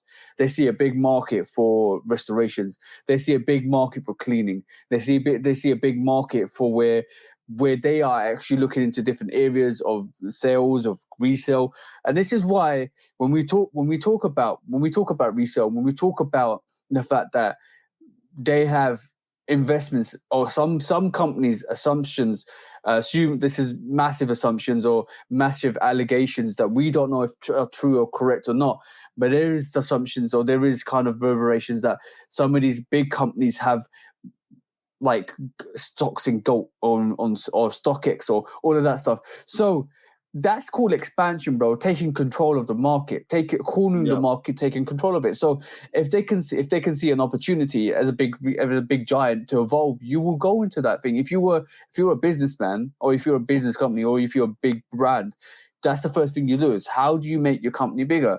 And over the last customizations have been massive for loads of years, like in the 2000s. And that's one market that they're probably thinking, you know what, we can evolve there, we can grow there, we can start doing. And let's be honest, any collaboration is a customization. It's a custom on the original silhouette. To take like Travis Scott ones is a custom on the Jordan 1. Yeah. The Duo 1 is a custom. It's an authorized custom. It is. Of course it is, because you from a regular Jordan 1, like this is a regular Jordan 1. Anybody can unstitch this stick, reverse it. That's a custom. Anybody can change this stick to a Dior. That's a custom. But if Nike does it, it's a collaboration. And that's the difference. So that I think this is why you saw a lot more collaborations last year, because that's them developing that market. It's that customs market. So they don't want anybody to touch they don't want me to grab this sneaker to get that Louis Vuitton print and do it on that front toe. Because they want to do it. They want you to go on Nike ID and stay within the parameters that they set for you to do customs. They don't want you to put paisley print on the swoosh on your Dunks or your Air Force Ones, because they're going to do it. And unfortunately, it's going to come to a point where you doing a custom like this, right? They might not want you to do that ever in the future, because in reality, if they've allegedly, if they've got investments in big companies, right? If you've got investments in eBay, if you've got investments in StockX, if you've got investments in gold or any other resale company, allegedly, if you've got that, and you're getting profit from selling sneakers for resale, why would you want customizers to undermine you? Right. And as small as that profit margin may be, it's still a profit. You're still getting something back from your investment. And over time, eventually, I mean, that's how investments work. Idealistically, over time, you'll come from the red and you'll break even. And once you break even, everything else is a profit. Unless you reinvest, you get to the point where you start turning a profit. Yeah. So when you look at it from that context, and when you look at it from that perspective, we saw a lot of last year. Or the year before, I think last year we saw restorations become a big thing, to recycle shoes for them to say, like, don't sell your sneakers, give it to Nike. They'll refurbish it and resell it. So basically now it's like people are rather than like might have a trash Nike Dunk or a Jordan 1 that's trash, rather than go on eBay and sell it because you want little money for it. Nike said, give it to us. We can find it a new home. Mm-hmm. And all of a sudden, people that don't know better are giving it to Nike. Nike are refurbishing that sneaker and reselling it. And you know who's doing that? The casual customer. We're not going to do that because we know better. We know somebody that we can send it to that can clean it, or we can buy the products ourselves and do it. We can buy the paint ourselves. As good or bad as it may turn out, we could do it ourselves. Somebody like, for example, right? This is a sneaker that I'm going to restore, right? If a casual customer, this is from the bro Dell, but if a casual customer came across a sneaker like this and said, I don't want to wear this because the midsole's all damaged. Like, let me just screen onto that. I don't want to wear this because the midsole's all cracked, right? The paint's coming off. I can remember this is a casual customer, not sneakerhead. Mm-hmm. I don't want to wear it. I can't wear it. The midsole's cracked. It's all gone. It's all busted. Even though the uppers are fine, I can't wear it anymore. It looks ugly. I'm gonna give it to Nike because I don't want. I can get another pair of sneakers somewhere else. Nike's gonna grab it, strip the midsole, go in, airbrush it, paint it, whatever, and sell it. And all of a sudden, a sneaker that somebody didn't want, all of a sudden becomes a £200 sneaker or a retail sneaker again because somebody's painted it, washed it, cleaned it. That's it, done, dusted. So, for any casual sneaker wearer, will give that to Nike. Us sneakerheads is a bit different. There was a sneakerhead, gave it to me, gonna do it all up, nice, brand spanking new, give it to his missus, he's gonna wear it. That's restorations. So that's them tapping into the market of restorations. Exactly. The other little things is customs. Collaborations are customs. That is an official custom. So this is why over the last 2 to 3 years, you've seen it happening slowly but surely. We call it a collaboration. We call it, this is a Travis Scott collaboration. This is a Union collaboration. This is a Amamanier collaboration. This is that. It's not. It's a custom on a sneaker that you did. It's a mass-produced or authorized custom. Custom, yeah. Exactly. You got the resources, you do it. And from that, they already been in the custom market with Nike ID. Now it's Nike by you. Hence, exactly custom, because the box will come with your name on it. So exactly. Ironically. It's an authorized custom. It's a collab between you and Nike. You give them the ideas, they create it, and they send it to you. Ironically, all the Nike by yous or Nike IDs back in the day that we used to do Nike IDs, they all the people that do Nike by you customize their sneakers to be silhouettes that they all want. See what I'm saying? Yeah. That's why funny, that. We would never, I don't think we'll ever see, we saw what happened with the Dunks. When the Dunks hit Nike by you, we probably won't be getting retro Jordans on Nike by you ever again. Yeah. I can't see that happening unless Jordan somehow becomes unpopular and they don't sell out the way they do now. We probably won't ever get Jordan silhouettes, or as far as retros are concerned, on that platform again. Yeah, exactly. And it's just for me, it's funny. It's just like people look at it and think, oh, that's a collaboration. Hype, I want it. The shoe surgeon's been doing it for quite a while. But everybody can't afford a shoe surgeon. Exactly. We talk about thousands. But the thing is, Nike by you, it's got the additional charge on top of it. It's not retail, bro. It's an additional charge on top of it because they have to. It's a custom. So basically, they grab the sneaker, make it to how you want it to, and send it to you. So there's extra labor on top of it. But yeah, bro, like it's no biggie. Like John Geiger is fighting for the cause for the independent collaborator. You doing a custom is a collaboration with yourself with a Nike brand, right? Yeah, anybody that's put that butterfly is a collaboration with you with Nike. I think they're taking the biggest issue with John Geiger is he has a legit brand. Yeah. So if he was an independent customizer like you or like Cam or anybody else, it wouldn't be an issue because he wouldn't be on the radar. When you're trying to mass produce something and you have an actual company attached to it, they coming. We know they coming. Yeah. No, but like, let's say there's customizers out there that might push, like, do 1,000 pairs of this in a year, right? Because people want it. That's mass producing, bro. Yeah, but if you're selling them on eBay, you good. If you're selling them on Poshmark or Mercari, you good. As soon as you create a website and you got LLC or whatever, as soon as you legitimize yourself, they're coming. I think they're coming. It may not make news based on who it is that's doing the work, but it's coming. And I think there is a difference between what a customizer like yourself does with a shoe like that.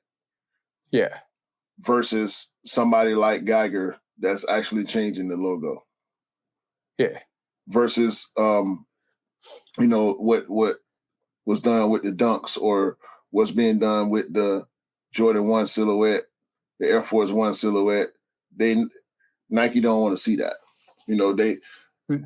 They don't want to see anything that they could do being done, or they also don't want to see stuff being mass produced, something that's so similar to them that's going to take sales away from them.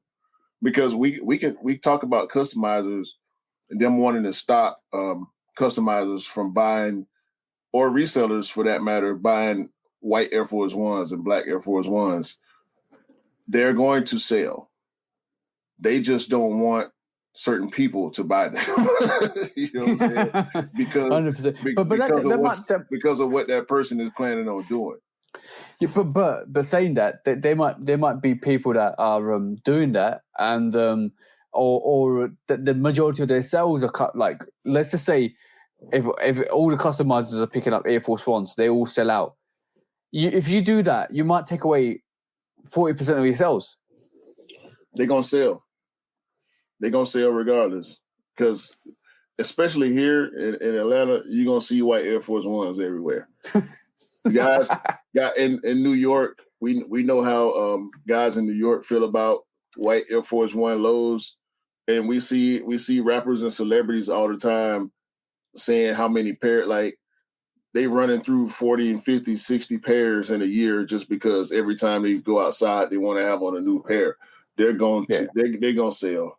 They're gonna sell, and I'm gonna say it like this: in Atlanta, I know dope boys always want a fresh pair of white Air Force One. Nobody wants to go outside if you can afford to in a dirty pair of Air Force Ones, the all white lows, or mids, or highs in some cases. I know a lot of people don't do mids. We do mids in Atlanta. We always have since the 90s wore Air Force One mids because we like to leave a strap hanging. But they're going to sell. So whether it's a customizer buying it or somebody that's just want the all-white version, they're going to sell regardless. I saw a bunch of customs yesterday that looked like they were done. Some looked like they were done professionally. Some looked like they were just people drawing on their shoes because maybe they got a scuff or a stain or the bottom started yellowing, so they decided to just, I'm going to do whatever with it, because it's not brand new anymore. I wore it clean white when it was brand new, but now that it's getting dirty, let me personalize it to try to keep it alive, to try to make it different, so there's so many different aspects to that, man. I don't think we're going to see the end of it for a long time. Yeah, 100% agree. 100% agree. But it's going to be interesting to see how the John Geiger situation goes, because that to me is an interesting story to see what happens there and what narrative that kind of holds steed. Like, is it going to be a situation where they just shut down John or Geiger? Or is it going to be, is Geiger going to have any success taking on Nike? Wait until Yeezy started doing Air Force Ones. Yeezy. Hey, can you imagine? Hey, look, if he really want to go at Nike, let's see him do that. You keep that. Adidas is coming out. Going to have a lawsuit after lawsuit after lawsuit. They already got in trouble with Nike couple months back, so wouldn't be nothing new for them. They've been at war since the brothers decided to split. So yeah. Okay. last but not least, this is quite sad. This is quite sad. Sad state of affairs, but I'm going to share my screen. This woman reportedly stabbed at Foot Locker during the Nike Dunk release in, is it Melrose? LA Melrose, yep.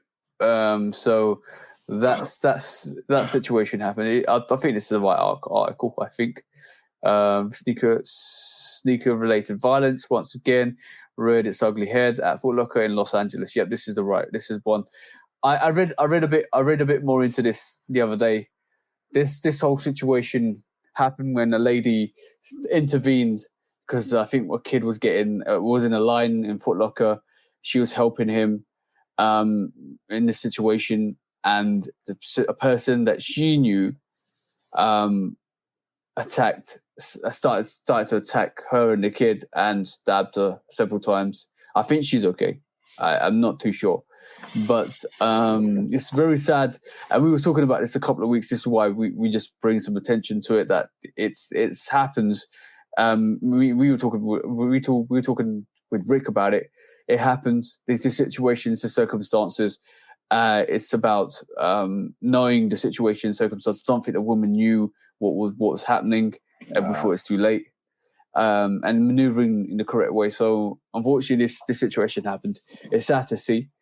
I don't know whether it's for a sneak. I don't even know if it feels sneaker related or if it was a domestic or a anything. I don't know if it was to do with gangs. I don't know, bro. But it's been banded under the sneaker release format. So as Rick says there last week, it was sometimes you're out there and there might be violence in the mall. Or there might be some violence near a sneaker release, and they'll ban it as part of the sneaker release. So we're not too sure about the story, but the events that unfolded were quite sad because obviously this happened with our favorite jizz in your pants sneaker brand, Foot Locker. Unfortunately, I'm so serious here, bro. You had to. No. You're trying to be serious. You didn't go mention the jizz situation, man. Come on, bro. but yet again, this is 3 strikes to Foot Locker, right? It's another sticky situation. There's another sticky situation. They had the employee. They had the fact that they don't pick up their calls. They're like, if you like, it's almost like now on a sneaker release, if it's first come first serve. Nowadays, you need to have good security. Is Foot Locker to blame for not having that security in place? Yes, but you can't always help what happens in those circumstances either. So they're partially to blame in retrospect, but like it is a bad situation. Whatever, like I don't understand why. I do not understand why people want to stab each other or kill each other over a pair of leather, bro. And this is still daunting on me. Like I don't understand that. If you can't get the sneakers, just walk away. It's not that serious. Everybody ain't stable, man, and we know mental health has been a lot bigger. I think it's getting close to being as big as it should be. A lot of people talk about mental health. It's not a bad thing anymore to use the word. It's not crazy. vilified anymore. So yeah. Right. To use the word crazy, I think refers to a specific type of mental illness. Yeah. But when you get stuff like this, I've seen it. Like Rick mentioned on the episode where he was with us, I've seen it firsthand a few times. I've heard people issue threats in lines. You see intimidation in lines where there's a lot of that. Yeah. People come strapped up to these releases all the time, whether it's on them, on their person, or in the car. And the people that do this type of stuff, they know whether or not those different things, the securities and the metal detectors and all that type of stuff, they know if it's in place or not. And a lot of the times, unfortunately, I think it's not. People walk around with weapons all the time. And in some cases, they go to these first come, first serve lineups prepared to use those weapons for whatever reason. and it's not worth it. Like somebody getting stabbed over a spotted line, which I'm thinking that might be what it was. Maybe somebody was trying to bully somebody else out of a spot or bully somebody out of a shoe. I see all the time on Twitter, sneaker related violence, guys doing meetups for swaps or trying to resell, and they end up getting robbed or getting their shoes took from them, or they end up getting jumped and having their stuff took from them. You know, it's all bullshit, man. Like, fortunately, we don't think like that. We are not those type of people, and I don't think the majority of the people in the culture are those type of people. But you have opportunists also, and you have some of those crazy people, some of those violent, willing to take it to the extreme type of people in the culture also. And that it makes us all look bad, because when the news get a hold to it and they blow it up, it vilifies the entire culture. Yeah. That's it's not a good look. It's definitely not a good look, because like from my perspective, it's like it's just like from my perspective, it's like, nah, it's like, why over a pair of sneakers? Like, you want to risk your life for? And the thing is, like, pulling out a weapon, and if you get caught with a weapon, that's jail time, bro. No. And I know the laws are a little different over there, but people walking around with guns out here, man, like it ain't shit. Like you can get one fairly easily. Like it's bad, man. And self-defense, that's why people should always be alert, be aware when you go out. I know my wife say to me all the time, sometimes we go places and she like, you don't look like you having fun. Why? Like, you're not smiling. You're not, because I don't know what somebody else is thinking. Yeah. So I have to stay prepared. I try to keep myself in a mindset where anything can happen, and I have to be prepared to protect my wife and myself. So especially when I go out with her, when I go out by myself, I had the same mentality, but it's kind of to a lesser degree. But when she's with me, it just goes up double, because we see stuff like this all the time, man. And sometimes she'll hit for a release for me. And if it's a height release, we went out and got Cool Grays, and she wasn't going in the store by herself. If she hit for a shoe and I didn't hit at that particular location, I'm still going in with her, because we know that the height releases come with extra pressure. You know, it's people that don't know about raffles. They go in the store and they get mad because they can't just buy the shoe. And we don't know where that person's mind is going at that point. Yeah. Exactly. And then like the worst scenario would be they're having an argument, and your missus or even if it wasn't anything to do related with you, if there's a little kid going in to pick up their sneakers, and he's automatically, the guy's gonna the response is gonna be, well, you don't let me pick up sneakers, but you're letting him pick up sneakers, and then you automatically get involved in that situation, and then it escalates from there. Yeah. It's hard. Where's the blame? I'm not trying to say we're trying to put blame on anybody, but where has this originated from? Like, is it because sneakers are harder to get? Is it because of the hype? Is it because of the fact that the sneaker culture is making people mentally unstable at this moment in time? No, like it's none of that, bro. It's none of that. Do you remember Tickle Me Elmo? Yeah. People died. People got trampled. I mean, kids were injured for a stuffed animal that talks or laughs and whatever. Like, we see this type of stuff in every industry. There was the one situation. Rick III was showing me with Disney, the Disney store. where they were doing golden tickets. Like there were golden tickets hidden, and I believe the tickets were either discounts or maybe money back or some special deal or whatever the case. There's random stuff on the tickets, and you have to buy. You purchase products, and you never know if what you're purchasing will give you a golden ticket. And it was chaotic. And from what he described to me, and he showed me the video, there was a Foot Locker next to the Disney store.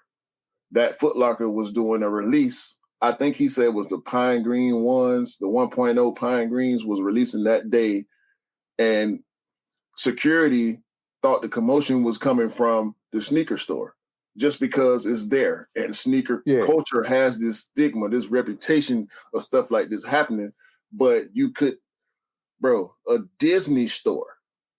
You get what I'm saying? Like this, we talking about toys and blankets and DVDs and or whatever else, Disney related stuff, princesses and all this. But it's really sad. It's really sad to see that consumerism and objects are a really factor in our society at the moment in time. So like even like we're like, like that there and that there, right? I'm being a hypocrite by saying that, because like, we're sneakerheads. We pick up these sneakers frequently.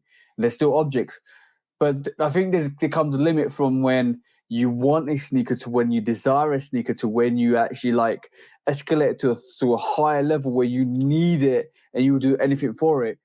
I don't know how you can propel yourself from I want a sneaker to I would actually, like we talk about Rui 8s. We all need it. We all need that. But I'm sitting there and thinking, if I wasn't in a financially stable state and I couldn't afford it in retail, I wouldn't bust a gut to go and get it for resale. See what I'm saying? But then, like, how does somebody go from I want a sneaker to I need a sneaker to I'm going to do my all best to get the sneaker whatever cost possible? That's something that person already does. That's something. Okay.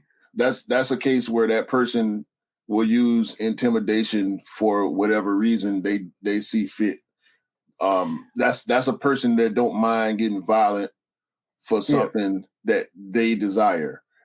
That is not true for everybody. And when the media outside of, I'm not blaming Complex for this. We know Complex. We get sneaker news from Complex. So Complex is not to blame for the stigma. It's the people outside of the culture that they see a story like this, and now the mother that sees this story doesn't want their 16-year-old to go pick up a sneaker.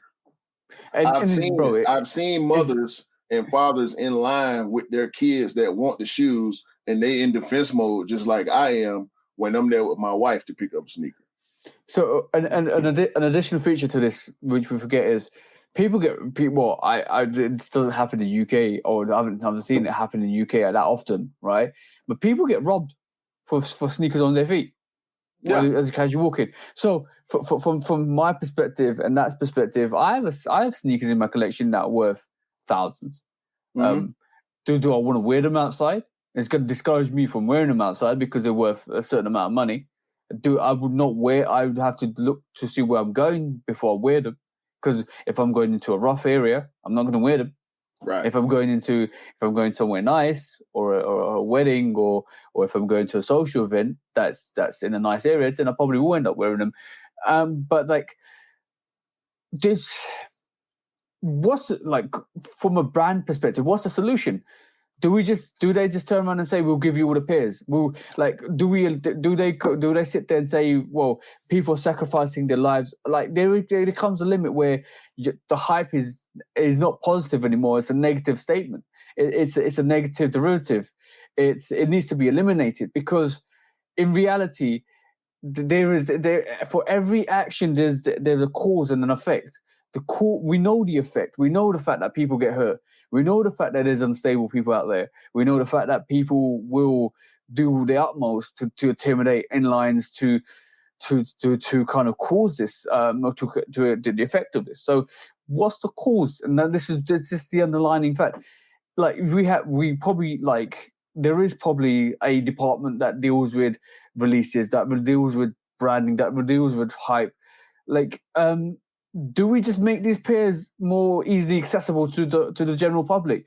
Does like a Travis Scott or a Union release no longer be, or a trophy room release no longer be hyped because they make as many pairs as possible to provide the people with as many pairs as possible? Because you're talking about statistically, people risking their lives to wear sneakers. Honestly, will you be sitting there right this moment in time, bro? Will you be trying to wear a £5,000 pair of sneakers on your feet to go out somewhere? I would, and like you said, I'm not going to certain places. That's part of being aware of your surroundings. But the easy answer, and I think the answer that we all want, meaning sneakerheads, when I say we want mass production on a lot of this limited stuff so we can get our hands on it. But that goes into that exclusivity conversation that we have from time to time, where like you talking about a $5,000 pair of shoes. If they make 2 million pairs of it, it's not going to be a $5,000 shoe, and they don't want that. They don't want that. Sometimes the consumer doesn't want that because it's about exclusivity, and you don't want to seem casual. You want that person wants me and you to recognize, hey, that's a pair of shattered backboard ones. That's a $1,700 shoe. That's cool. You know what I'm saying? It's I think from that perspective, if you like, everybody wants to sometimes flex. It's nice. You're wearing a very, very nice fit, wearing a nice strip, wearing nice sneaks, and it's nice. It's just feeling like. Why else would you do? Why else would people customize sneakers to look like certain silhouettes? Because obviously they want it. But from my perspective is forget sneakerheads. We know prices, we know ranges, we know everything. I'm talking about people that get caught up not knowing. You're not a sneakerhead. You're a casual wearer. You go to a queue. You get caught out. You're in trouble. You don't know the circumstances. This might be your first pickup. You don't know the circumstances. You're a new sneakerhead, and you start to get into sneakers, and you pick up a Yeezy or you pick up a Jordan. You win an exclusive Travis Scott. You win exclusive Union. You don't know what that sneaker means to certain people. You go and pick it up. You're in danger. That's on the individual. That's on the individual. Yep. So again, I can't blame. Should stores have these security measures in place? Yes, they should have. I mean, obviously they're gonna have cameras because they're dealing with all this product. But should they have metal detectors? Yes. Should they have security guards? Yes. Should people not go crazy about sneakers? Yes. Yes. Nobody should be out here trying to hurt somebody or risk hurting themselves over some damn rubber and leather, bro. I love shoes just as much as anybody else that loves shoes. But if somebody would have made a threat to me, or if I would have had to get in a fight with somebody for any of these pairs, they wouldn't be here right now because it ain't worth it to me. I'm not risking my safety. I'm not risking my life, meaning going to jail or getting fatally injured for some shoes, bro. I'm not doing that. And hopefully other people can stop doing that because it ain't worth it, man. About a pair of shoes. And lastly, because we're nearly coming up to 3 hours, bro. And lastly, like I feel sorry for certain people that don't know about the culture, that don't know about sneakers, they don't know about they're just getting themselves into sneakers, and they're wearing a very, very expensive sneakers on feet, and they end up getting caught in the wrong area at the wrong time, facing the wrong people. And then see what I'm trying to escalate. We sneakerheads know how to maneuver. What to do in certain circumstances, especially when you're wearing very, very hype sneakers. So you want to be really careful But there's other people that the casual sneaker wearers that don't know what they've got on feet, that don't know what that meaning, or they could be walking and come across a person that's tried their utmost to get that sneaker, and they've got L after L after L, and they feel a certain way, and they see the person, and they're not even a sneakerhead, then they start beefing. But profiling is real. It's not just a thing with when you're dealing with a certain type of person. Like profiling, especially in certain communities, certain areas, you can profile somebody and say, "Hey, this person is out of place," and that's when those type of wheels start turning. Like this person look like they don't belong here. They don't know what they're doing. They're not acting accordingly. So that's food. That's that's prey. You know. Yeah. So and unfortunately, that's the society we live in. Like, if there's going to be, like, not saying we are, there's going to be opportunists. There's going to be people that see a weakness and they want to apply pressure to that weakness. And just like I said, don't get caught out. But just to finish that off, make sure the beef is the meat on your plate and not on the streets. That's what I'm saying. That's what I'm saying. Hey man, beef ain't good. Beef ain't good for nobody, man. Especially for me, bro. Like, I'm 40. Like, where I come from, a lot of people would say I'm lucky to have made it to where I am and to be able to do the stuff I do. I feel blessed. Yep. I feel privileged, and that didn't come. I didn't make it this far by being stupid or putting myself in situations that I couldn't get out of. So at the end of the day, man, hopefully everybody can stay aware. Hopefully everybody will educate themselves on how it works, and you got to research demographics, man. Unfortunately, when you're going, because there are stores in the hood. We got a lot of stores in the hood here, and trust me, a certain type of person ain't gonna be able to stand in that line and not be taken advantage of one way or another, whether it's being robbed mentally, as in being intimidated out of something, or physically being robbed, meaning having something taken from you. It happens all the time. So just be aware, man. Everybody out there, be aware, be safe. Watch your surroundings. Be safe, guys. Be safe. Just be cautious. Like sneakers are you're a walking, talking wallet. So basically, like, what you got in your feet. Somebody you might be walking. What you're wearing, the stuff you're wearing, the sneakers you got on. You might become a target. You might become a bigger target. So just be careful with what you're doing, how you're maneuvering, and just wear the sneakers you like, obviously. But sometimes just be cautious of your surroundings and stay safe, because the world is a mean place. So stay safe, guys. If some random person walk up to you and ask you what size you're wearing, you might want to start looking for an escape route. Exactly. Yeah. But like, we come to the end of the show. It's been a long show, but it's been a good show because, bro, one and only, you have turned 40, bro. Yeah. So congratulations, bro. Welcome to being the new 20. I don't know. It might be the new 30, man. I put on my post, my birthday post for myself that I made this morning on IG. I don't 40 ain't never been this fly. You know what I'm saying? For me.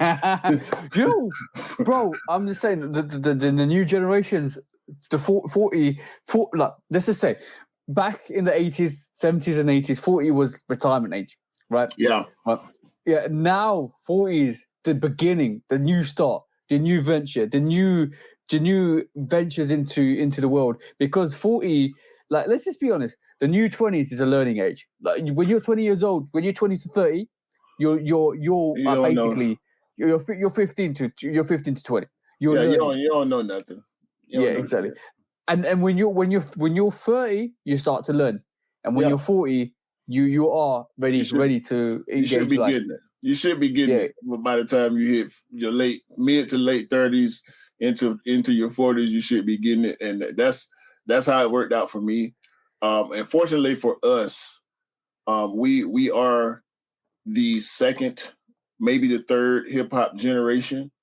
Yeah. And so the way we came up with in the hip hop culture, flying that hip hop flag my whole life. So 40 when I was a kid didn't look like how 40 looks now on the average. You know what I'm saying? So yeah, they say that 30 to 40 range is probably the majority as far as sneakerheads go. And I sure enough believe it because most of the sneakerheads I know are over 30, 40, 45, you know, up in that range. And we lived through the 90s, bro. We lived through the Jordan eras. So, bro, you look. All I'm gonna say is you look pretty young. You still look 16 to me, bro. Don't worry. I appreciate it, man. I got a little something coming in over here, but I ain't started to gray up yet. So Cam might be on his own on that part for a few more years, hopefully. maybe, bro. But we come to the end of the show. Thank you guys for joining us. Thank you for Cam, Scott, all coming through to wish the bro a happy birthday. And bro, you are now official member of Straight to the Toe. So I will be giving you your keys and your passwords for Straight to the Toe after this, so you can actually wander in, add it to the group, and then see all the amazing stuff. And you are coming on to Straight to the Toe this Thursday because obviously you're off work. But thank you, bro. Thank you for being awesome because you are always awesome. I always love doing the podcast on a Sunday. It's almost like it's become a routine, but it's become a really, really nice, fun thing to do because we just break it up. And in no time another, we 2 hours 45 minutes into this, and he, like my girlfriend's telling me last week, we should really be doing episodes an hour and a half, but we need to kind of create it so we leave some of that content to the next week and the week after. There's so much fun things that we talk about, and there's so much information that we're giving people that we just get carried away, and this goes to show the time. Why we end up doing two hours, 2 to 3 hour episodes. It flies, bro. like I always say, you know, we do it on the phone and we lose track of time. So of course we gonna do it on the phone. Even though we got a timer up, we can see how long we've been running our miles. If you're watching this right at this moment in time, there's a timer for us. There's a timer right up in the corner of this podcast. See where that shoe dog podcast is? Right there's a timer that tells us we're at 2 minute 48 minutes. So apologies, guys. This is quite a long episode. But it's all good. That note, Q, do you want to wrap us up? We appreciate everybody. I appreciate my bros coming on, man. Wishing me happy birthday. And I hope everybody out there have a great day, a great week, month, and year, and hopefully everybody can cop all the weird Yeezys they want because you all deserve to buy all the weird Yeezys that you like. So from TJ, I'm Q. We'll see y'all next week. Peace out, guys. Peace.